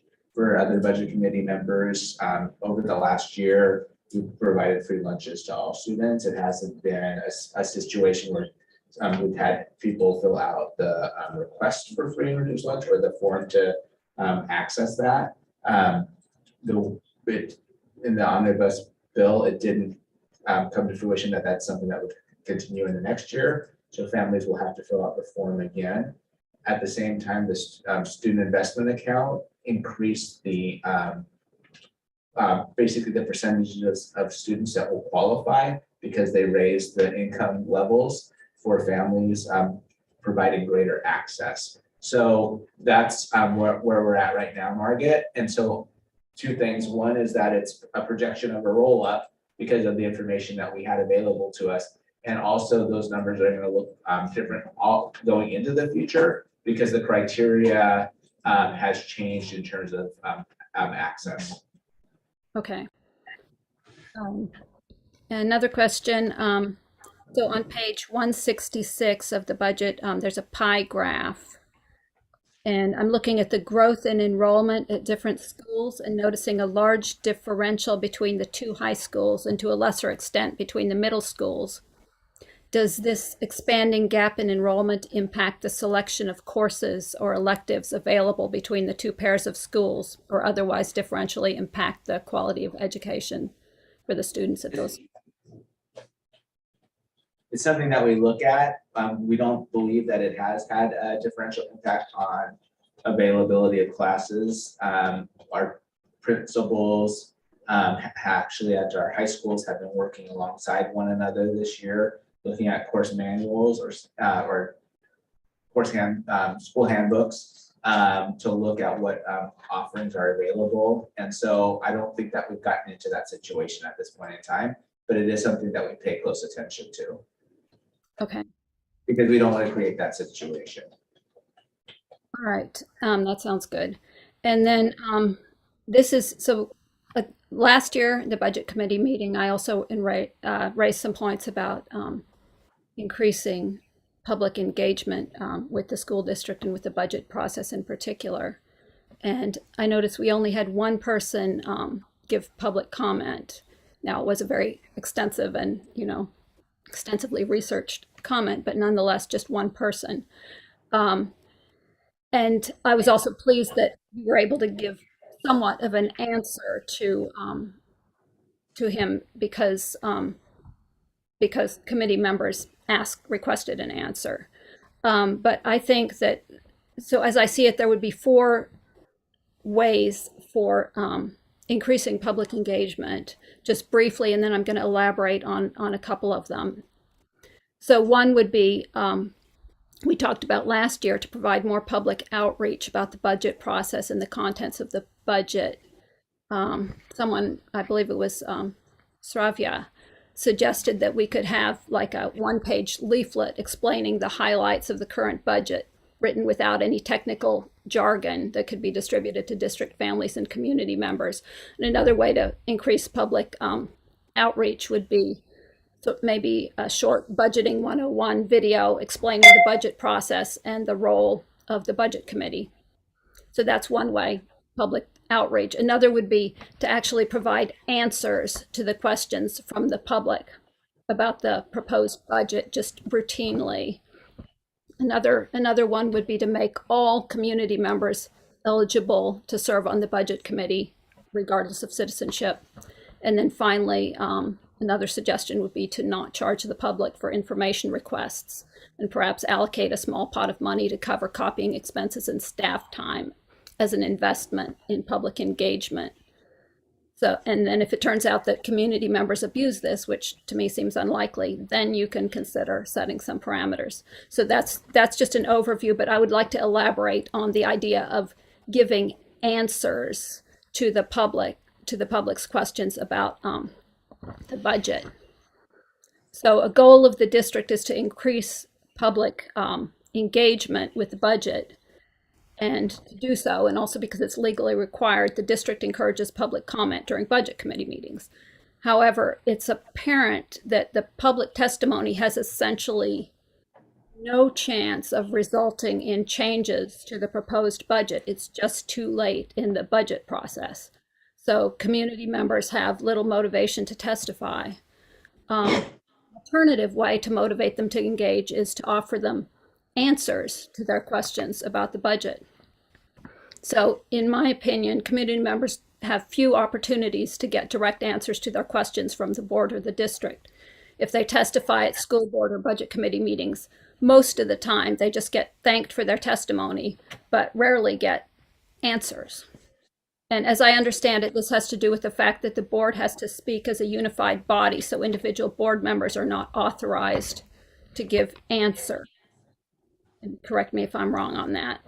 But nonetheless, the lack of responsiveness discourages public engagement. In the Beaverton School District, which I often has really good things going on with their budget process, the public can submit questions online prior to the budget committee meeting, and they did that this year. The staff in the finance office provides answers, which are then read out during the budget committee meeting. So I'm just wondering, why can't we do that in the Corvallis School District? And I would actually argue that we're required to do that. If you look at the Oregon statute 294-426 on budget committee meetings, it says the budget committee shall hold one or more meetings for the following purposes: A, receiving the budget message and budget document, and B, providing members of the public with an opportunity to ask questions about and comment on the budget document. So while the statute doesn't state explicitly that the district is required to answer the questions, to me, the clear implication is that the answers should be provided in order to promote the goal of encouraging public involvement in the budget. And in past years, I've suggested providing answers as a way to promote engagement and transparency, but now I'm wondering if it shouldn't actually be a requirement that the district both solicit questions in advance of the meeting and then answer them. So that's one elaboration, and I would also like to elaborate a little more briefly on the expand ability for budget committee membership. So on page 5 and 38 of the budget. Oh, okay, sorry, I just couldn't hear you on that part. Go ahead, I'm sorry. On page 5 and 38 of the budget, it says the budget committee consists of the members of the school board and an equal number of citizens at large. So that made me wonder, is there an actual requirement for citizenship to serve on the budget committee, or is that just a historical artifact of how the position was titled? Would a Corvallis community member who's a resident but not a U.S. citizen qualify to serve on the committee?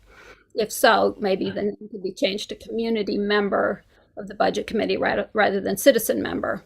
And I looked again for answers at the Oregon Budget Law 294.414, and it says the budget committee shall consist of the members of the governing body and a number equal to the number of members of the governing body of electors of the municipal corporation appointed by the governing body. So throughout this section of the statute, they talk about electors and not citizens. So that makes me think that citizenship is not a requirement to serve on the budget committee. And since we have students from around the world that attend the Corvallis schools, and many of them or their parents are not U.S. citizens, yet many of those parents are passionate about education in the schools, and they could bring skills and insight to the budget process.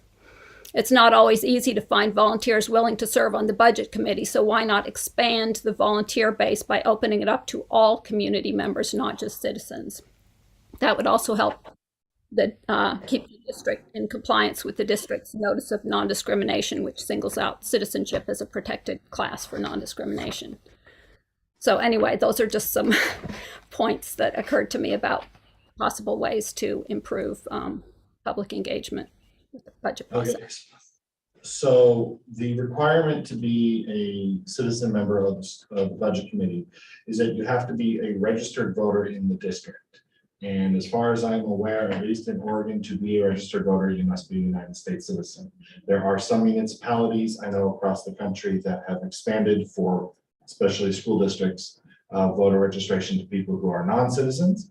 But unless and until either Corvallis or the state of Oregon at large change that requirement, Unfortunately, you must be a United States citizen who is registered to vote and living within the boundaries of the school district. All right, well, thanks for clarifying that. Yeah, if I may add, actually, I would love to work with Margaret, maybe outline where I think the statute that might open up the opportunity to do exactly that, whether participate in school board elections, municipality, or even serve on a budget committee might relate to, and I just Googled it, chapter 247, qualification of registration of electors. So I think that is the chapter in Oregon law that's limited to citizens. And if we can open up that for municipalities, elections, and budget committee service, then I think, Margaret, the goal that you're aiming for is worth pursuing, and I would love to connect with you. So we might be able to advocate with the legislator for that. Thank you.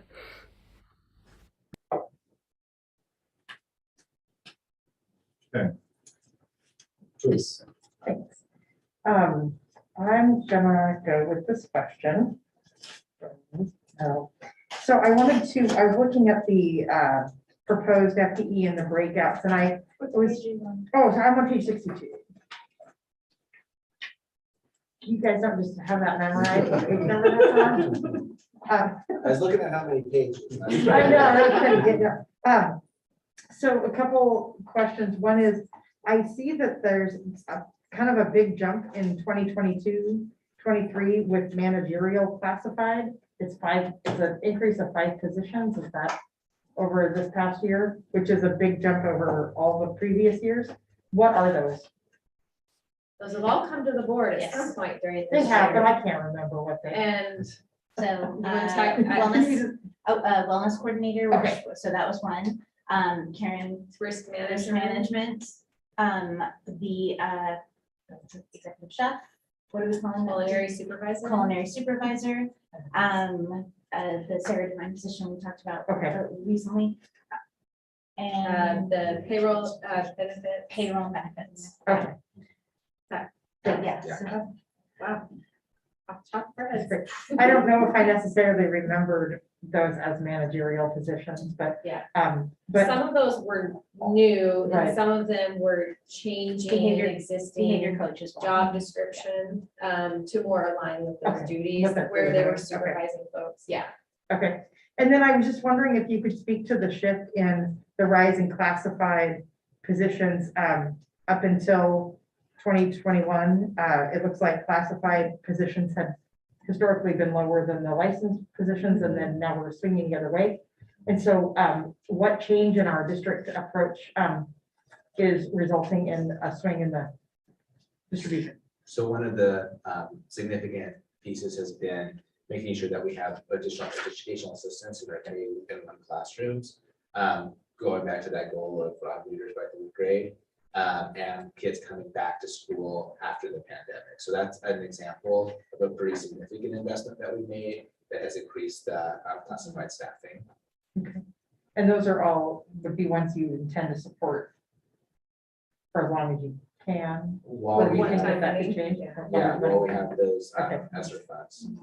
Okay, and then I just have one more question, which is on, first of all, I loved the page 26 through 29, I guess it was 29, where you talked about the investments and you broke them down and aligned them with the board goals. I always really appreciate that really explicit connection and the funding source. So my question is, some of this stuff is funded with money, that's not permanent.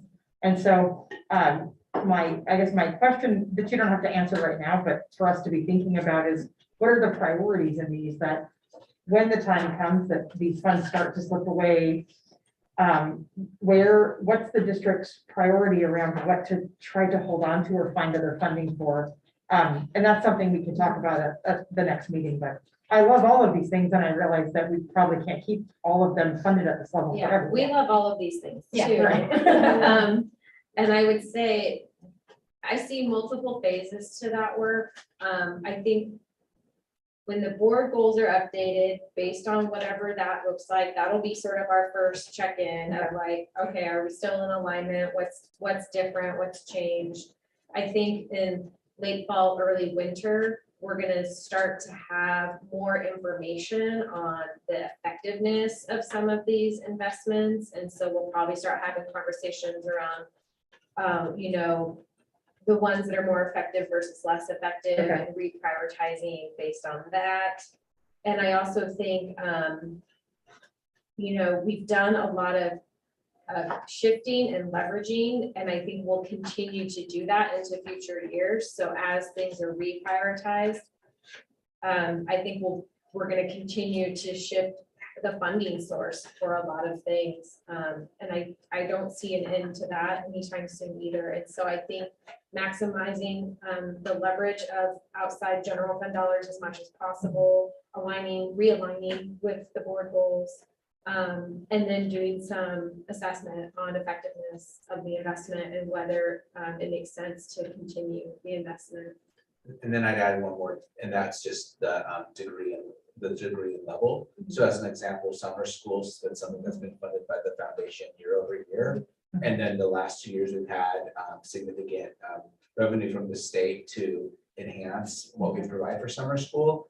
So we'll continue to have summer school, even if those dollars go away, it will just look different and it will be smaller, which, you know, is disadvantaged, but we would continue to do it.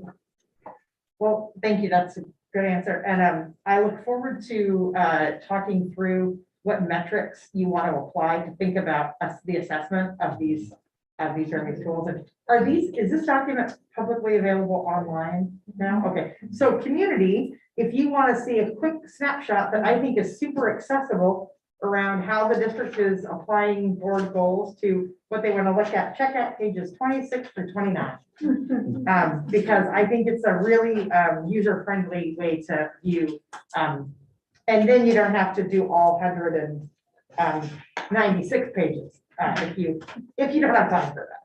While I really enjoy this budget document that Olivia put together for us, these pages and the pages near the back that have information school by school, those are the two things I refer to throughout the year. Yeah. Well, they're really well laid out. And I think that you don't even really have to have a lot of working knowledge to be able to look at this and make sense of what the district is doing and where their priorities are. So thank you very much. Right, Sam, I saw you first, then. So actually, I would like to repeat my last request last time. I don't know if we have created that this time, where we would have a mini version of the PDF that includes these pages and probably the addendum. Is that available already? Yeah, we can pull it out essentially is what we did last year Yeah. as a separate, so it's just the, 4 pages instead of 197, and we can do that again. Yeah, that would be great. So I'm gonna ask you questions as well, if that's okay. The first one is the pages 26 through 29. This $10 million and $180,000, it's not all new investments. There are investments, some of them are new, some of them are continued. So I'm wondering if we could have an update of this table, which shows which ones are new investments in terms of FTE and monies, and which ones are continued, just to see this gradual investment that we're doing this year and what we were sustaining the efforts on. I believe there was a similar format for it last year or the last 2 years. So that's a request.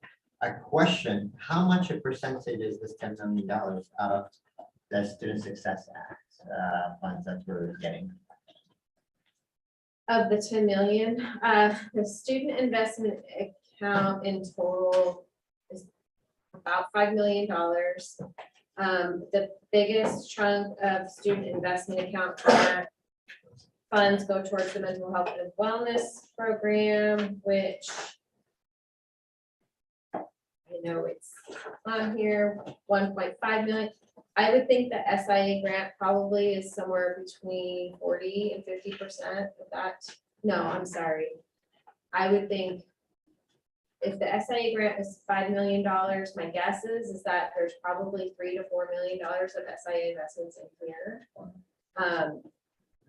there's some, when there's items where the funding source is like like there's multiple listed. I think if you just call out the SIA grant funded investments in here, we can do that math, but it's less than half of that amount, Okay. because I know not all of the investments in SIA are listed in here. How much we're getting overall to the school district from SIA? About $5 million. $5 It million. was in the budget message. I want to say 5.1. Yeah, that's right. So 5.1. So it seems fair to say in the next biennium, if you want to sustain the effort, and if every federal dollars coming in last year or two will dry up, we need 200% investment of what we have. Or two, but we need to double the SIA funds to sustain what we have. Is that right? Yeah, and that's not going to happen. We know that. I mean, we anticipate that SIA grant will continue to grow over the years, but it won't double. It's So okay. Yeah. Sammy, I want to clarify, so so we do a summary at the end on page 29, there's a summary of the investments. What I intend to do is add a summary by the funding source too. I think that'll clarify that for you. Yeah, that would be great. I want to go to the discretionary funds, the ADMWs being used to equally fund each school. And the page I'm thinking of is toward the end for the discretionary funds for students. Page 171. Yeah, and I know there's discussion already happening at state level already around changing the weights one way or the other.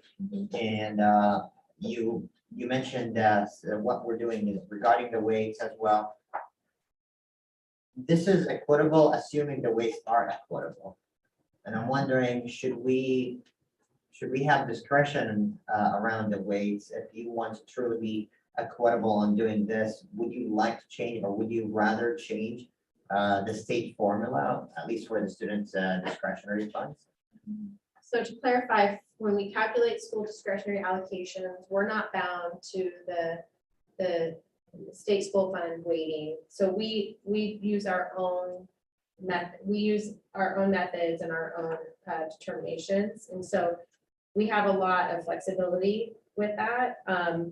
And we've made modifications from one year to the next where maybe we weighted something higher. Because what we do right now is we take the projected enrollment. So if the school has a projected enrollment of 400 students and 10% of the students this year were identified as a student with a disability, we assume that 10% of the 400 students projected for next year. So we apply the percentage to the projected enrollment. And then we multiply it by 0.25 for the weighting. We certainly have the ability to weight different things, like a different amount. My only concern is I don't want schools to see a reduction in their discretionary allocation from one year to the next if we do that. So in some years, it's hard to make sure that that doesn't happen if we're sort of tweaking with that.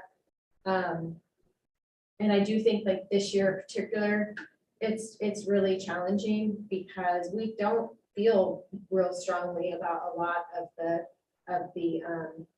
demographic data right now. And so we are somewhat limited into what resources we have available for some of this data.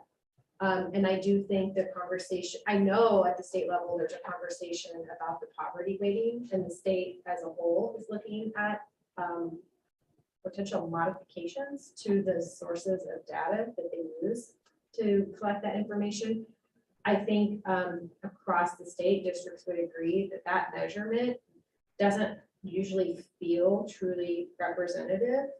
But I also think that they've yet to find that better mechanism either. It's a real challenge. I know there's a work group doing that work right now.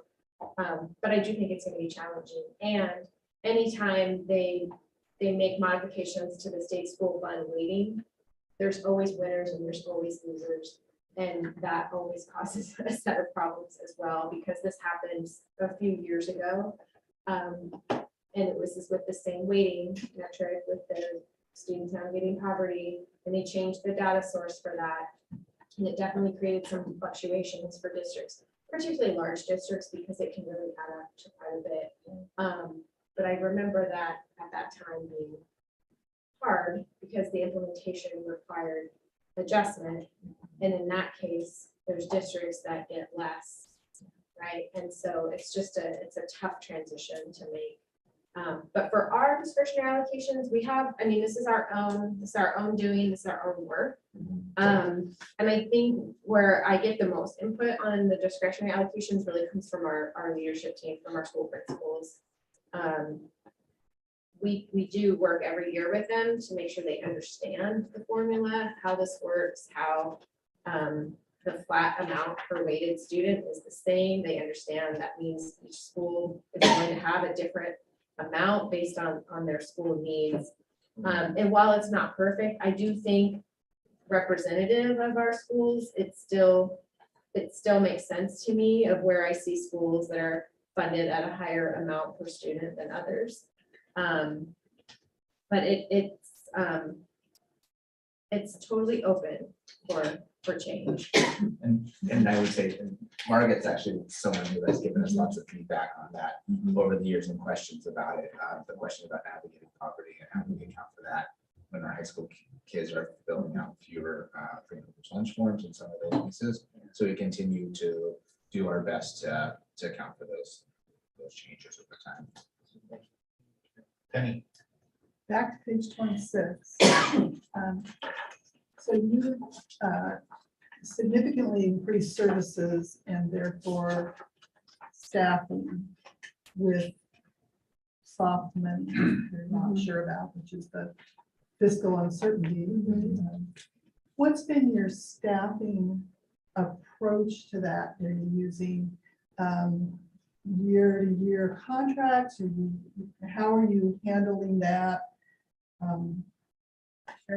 So for example, using the additional educational assistants in our primary grade classrooms.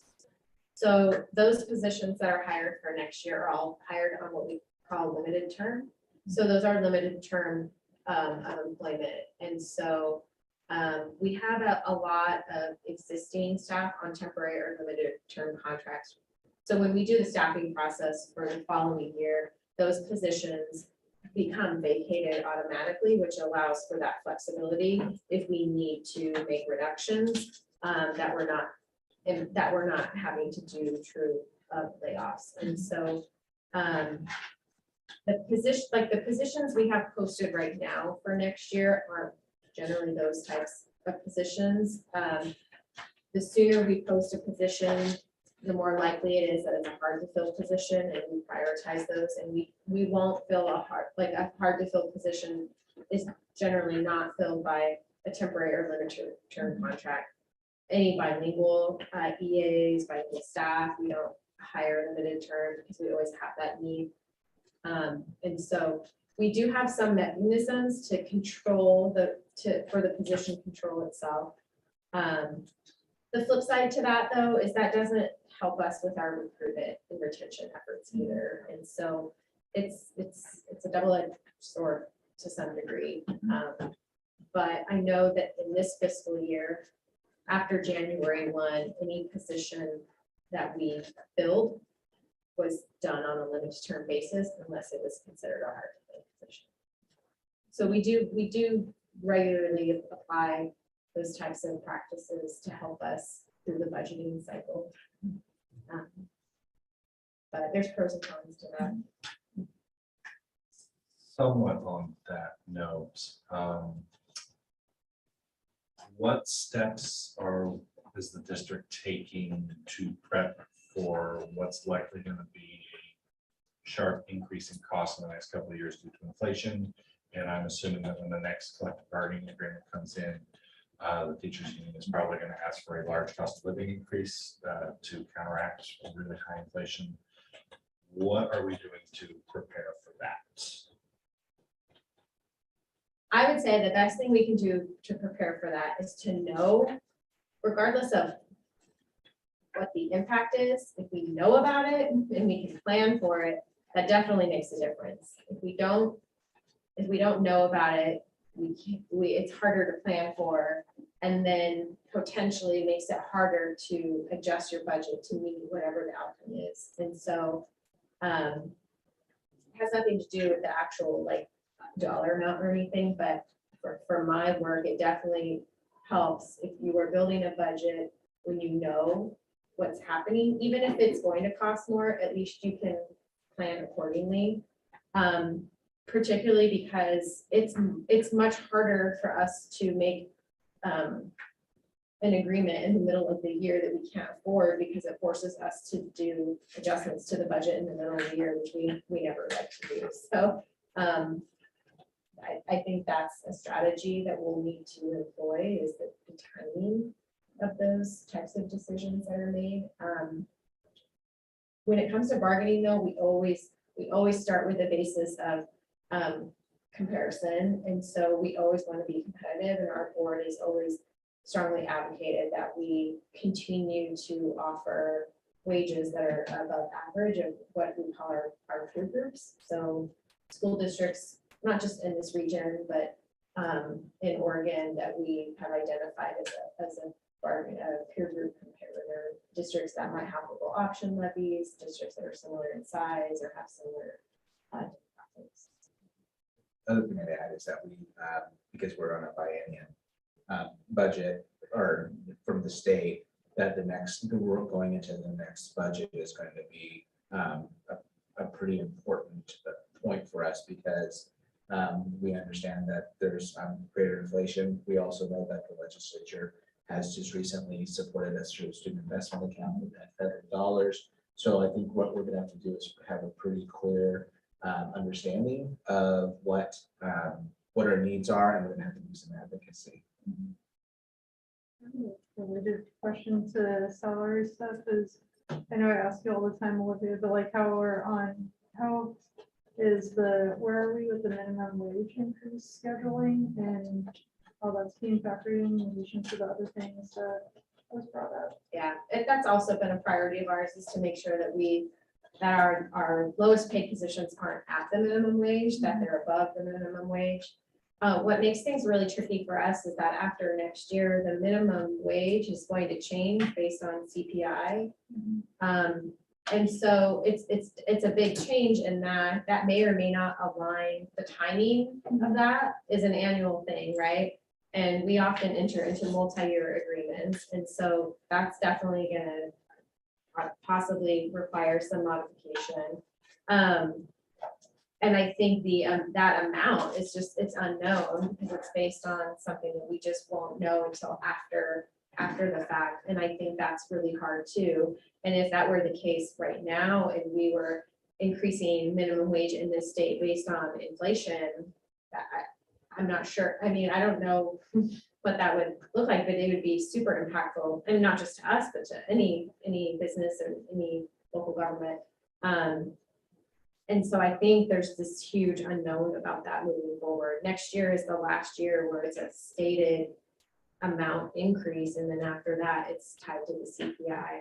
And I've seen some conversations bubbling up from other school districts asking, like, how are you handling this, or how are you planning for this? Because I do think that it totally changes things when it comes to like when we bargain and how we bargain. Like it's something completely new concept in the state that I think will require some modification to the process for sure. That's where I was like, where are we Yeah. on that schedule? Because I knew it's this next year is the last increase to the minimum. Okay, and then January 1 of 23 is the last fixed increase. so that could be possibly something to discuss with our unions, perhaps on like when those negotiations. I don't know how that would change things, but yeah. because it is gonna be a huge impact when those change, and I know that's always like something I ask about because of watching the trends and stuff like that along with inflation and stuff. Yeah, So thank you. yeah. I would also add, you know, when it comes to like our classified salary schedule, the increases that we've made, not every year, but a couple over the last few years, our classified salary schedule has started to compress a little bit. And so the gaps between like the lower paid positions and the higher paid positions is shrinking. And I do think that that will also be something that we will eventually need to start to address as well. That was one of my earlier questions I remember from a couple of years ago, is like how that was being addressed too, as those go up, those other salaries are, yeah. So there's a lot to consider in the next couple of years. So I have two questions that are kind of connected. So the first one is, were there any requests from schools or departments that went unfunded, either for anything that, and then the second question that's sort of related is, I just heard through some sources that there were some people who were concerned with basically how much the district was getting in terms of funding in comparison to some of the schools. So I was wondering if you have any like context, or if you know anything about either of those. The second one, I'm not familiar with the context of that. And the first one, when we had our regular conversations with our leadership team, December, January, February, I don't believe that we had any. There might be like individual requests, and oftentimes we'll refer back to their discretionary allocations if it's an individual request, but we didn't have any, what I would call like across the board requests. If we're going to make modifications to our staffing allocations, we generally need to see that be across the board, like all elementary schools have this change, or all middle school or high school, or all schools. Individual things, generally we would recommend that they use their discretionary allocation if it's like a really school specific thing. If it's associated with special education services or ELL services, we refer them back to those departments, because that staffing and that funding isn't provided through the school allocations provided by the teaching and learning department. So it really kind of depends on what the request is, but I'm not aware that we. I think I think one of the areas that I received the most advocacy around was the expansion of the art positions at our elementary schools to be comparable to our PE and music.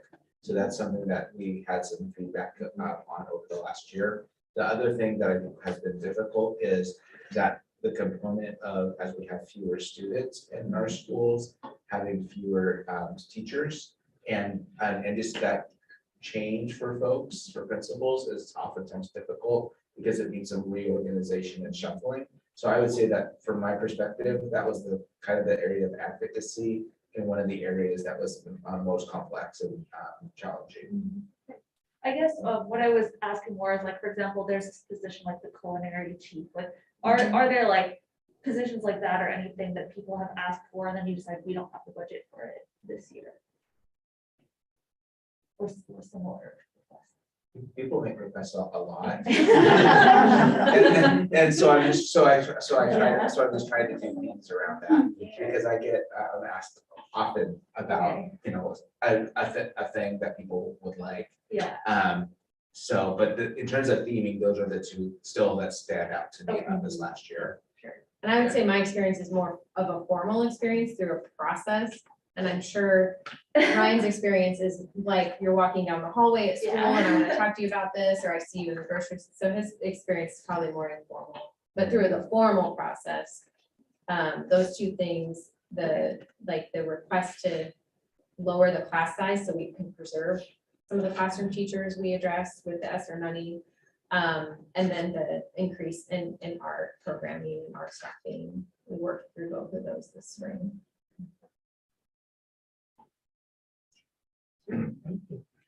When I asked my first question, I didn't say thank you. So I just wanted to take a. You're do that welcome. Before I go into those two questions, for just such clarity in your presentation for you and anyone else who's and all of us have spent time just putting together such a detailed and thoughtful budget that was so clear, so easy to find information throughout. And I just really, really appreciate all the effort, attention, and time that you put in. So thank you so much for that. Thank you. I came with a long list of questions. Okay. It's much shorter now because of all of the other questions that have come. Would it be better if I just start going through them, or do you want to, and then see if others have along the same thing? Let you go first and we'll just kind of see what happens. Okay. Some of mine do build on things that have been asked. One is about EAs. And so you've mentioned that the increase in classified positions, that's one of the positions that is represented there. And Ryan, you specifically referred to EAs in elementary schools. Is that a position that also we see the same and maintained versus increased at higher levels as well? Is that something that? For different programs and services, yes. I know at our middle schools this year, with special education allocations, we increased some EA time. I know at our high schools, this year and next year, we're increasing EAs with our wings and transitions kids. We were given grant money to provide an additional year of transition services for students who would have typically aged or turned 21 last year and this year. And so there's some increase associated with that.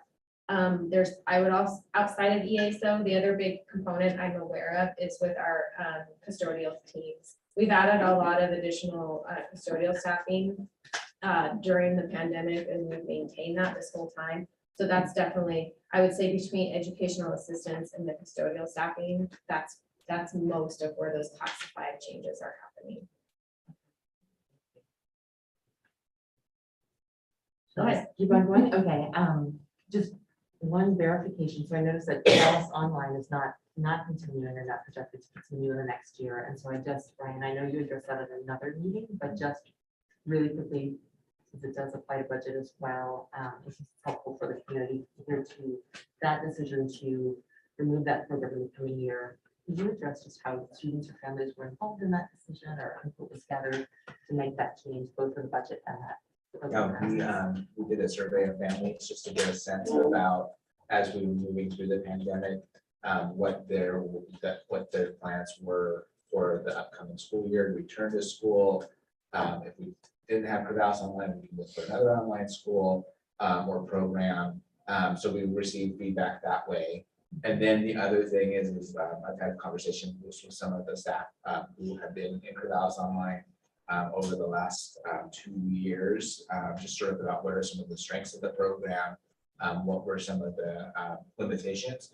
And then the other thing to keep in mind is we also had a significant revenue that also, it helped us with two things. One is our students, or our adults that were 21, staying in our WINGS program for an additional 1 or 2 years, and then to create more synchronous time in Crevasse Online. And so we would use those funds. We were able to use what's left for our WINGS students for next year, but that also meant that our program was going to have less synchronous time. And we didn't want to have a program that was similar to a lot of online schools that have low outcomes. We wanted to make sure that if we're going to do it, we're going to do it in a real, with a stronger program. And so looking at that, what we decided to do was to continue some offerings at our high schools. But though in those programs, primarily the goal is that kids come back into the school, so across the threshold, and are taking some online courses, but also taking some in-person courses, thinking about electives or some of those other pieces of school. However, if we have kids at that level who need to be fully online, we're going to continue to do that at the high school level. So we had to do some prioritization, understanding where we were with funding and also the quality of the online offering, wanting to make sure that it was robust or we shouldn't be doing it. There's other options out there that are less robust that are still. Thank you. My next question is around the summer learning grants. And if positions, for example, aren't able to be filled, and so the number of students being served is reduced, Are those funds lost essentially, or are there other ways to allocate those funds that would contribute to student learning, maybe even outside of those positions, whether it's learning materials or it's other ways to maximize? There are ways to maximize it. What we're finding is we, this last week announced, basically a bonus, retention bonus more or less for completing the program for staff. And since we've announced that, our numbers of applicants has gone up significantly. And so we feel like we're gonna be able to have a robust program now and fill the positions that we had that we needed to fill. So we're feeling really optimistic about it. It closes tomorrow is when the application window closes, but we've had a big upswell in applicants. You still have the floor. Okay, professional development for staff. I know that over the past year in particular, there was a lot of stepping back in terms of the number of roles for staff, and really looking at how to make sure that staff has space to breathe, or at least as well as possible. And we've heard various requests both from public comment, from families who have reached out, as well as from educators and staff around the need for, say, math-focused professional development, which I know there's a brief mention of trauma-informed care, professional development being embedded across all levels of the district, continued equity support, both support for staff, educators, as well as for those leading those programs, professional development within the district, and then also support for the leaders as we see different transitions.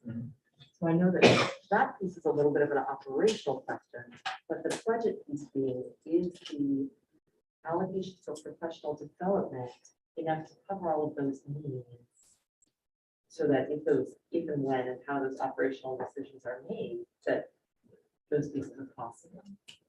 I think that as departments have built their budgets and schools have built their budgets, they're accounting for moving back into having additional professional development opportunities for staff. I think that one of the biggest challenges for us, one you mentioned was just kind of the exhaustion, and secondly is about substitutes.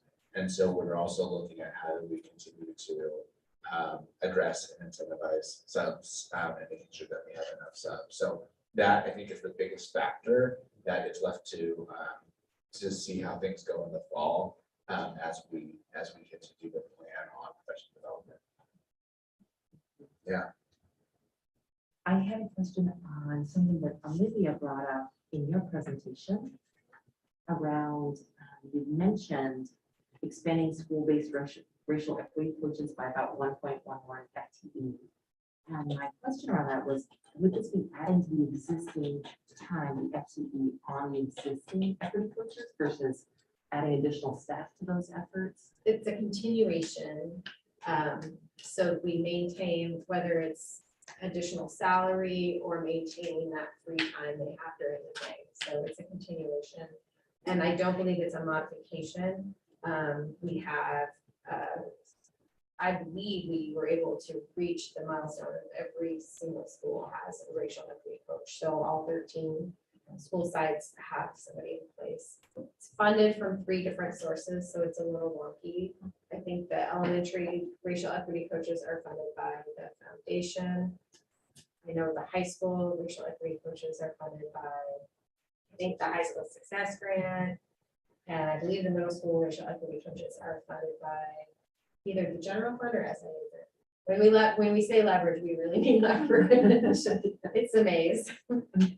And I have a follow-up question on that, which is just around I think that racial equity coaches, or at least a few that I've spoken with, receive about 0.19 FTE, which supports their time both in working in SAFE, for instance, for supporting SAFE, as well as offering professional development to their peers and colleagues at their schools, focused on equity, as well as potentially developing those trainings.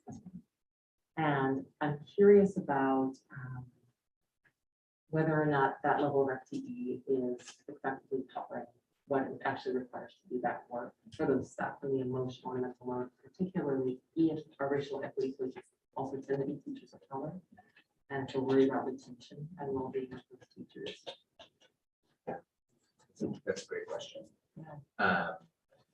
And as we work through the budget with principals, it hasn't come up as an emergent need, but I think it's a question that we should continue to ask. Yeah. Crossing them off as I go. to second.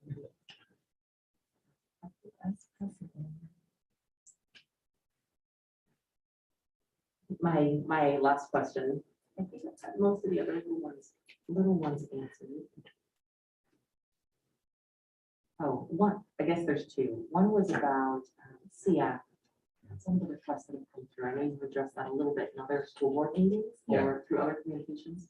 And I thought that might be helpful to hear for the community that's listening in terms of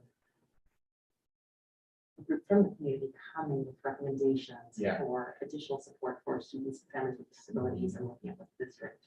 Yeah. Do you want to help me answer that one too, Melissa? Yeah, Or do absolutely. you want to start? with Kevin? Like we can start there, again, that whole idea of bringing together and leveraging a lot of different sources. So taking a look at what's worked at Lincoln this year with regard to extra staffing to help parents to navigate that IEP when they're when they're in an IEP meeting or navigate questions about special ed. We've seen some great work there and want to expand that into Garfield as well. So we have positions that are there for staff who are bilingual, bicultural, and to make that happen. I know that you were part of the presentation from Joe Lycum about the hiring the clinical supervisor in mental health, who is also, our hope is to be bilingual, bicultural. And that person, as well as we see, our mental health and special ed staff doing a lot of crossover, having someone like that as well to support that program. And I think that's kind of hitting all of that, and also continuing to try to find bilingual, bicultural special ed teachers, which is very difficult, but continuing to prioritize that for hiring. Yeah. Thank you. That's awesome. And just double check really quickly. Thank you for making space for me.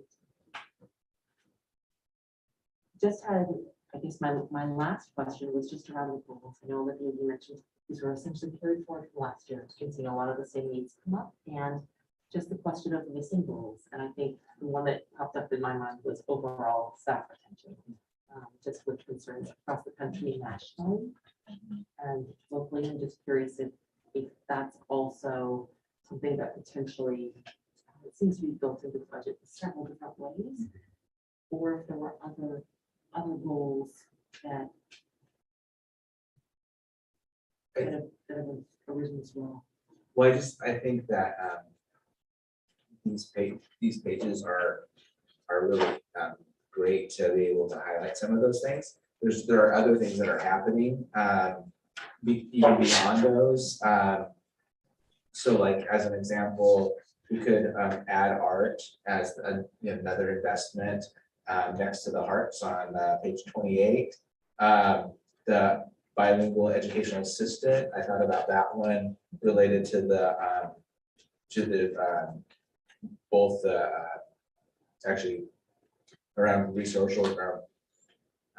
reorienting resources. So I think sometimes we try to highlight some of the key pieces, but there's so many other pieces enmeshed in that that we don't necessarily call out. So that's what I would say.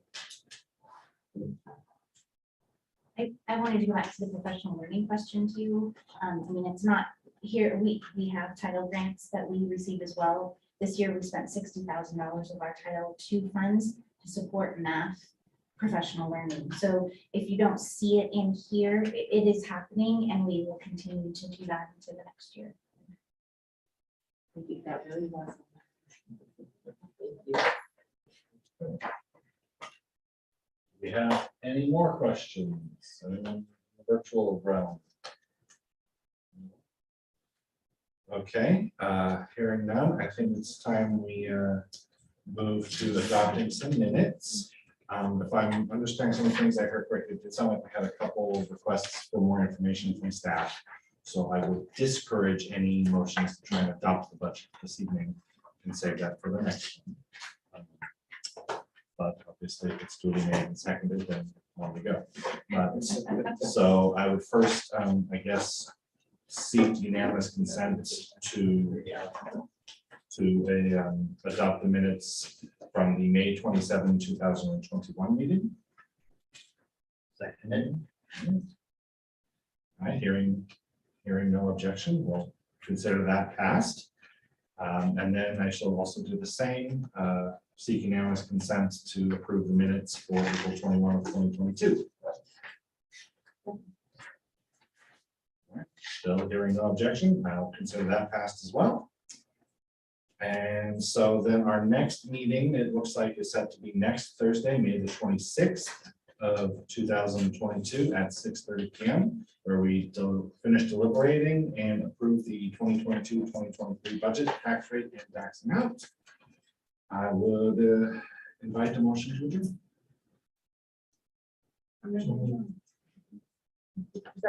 Okay, all right, any objection? No, hearing none, we are adjourned until next Thursday.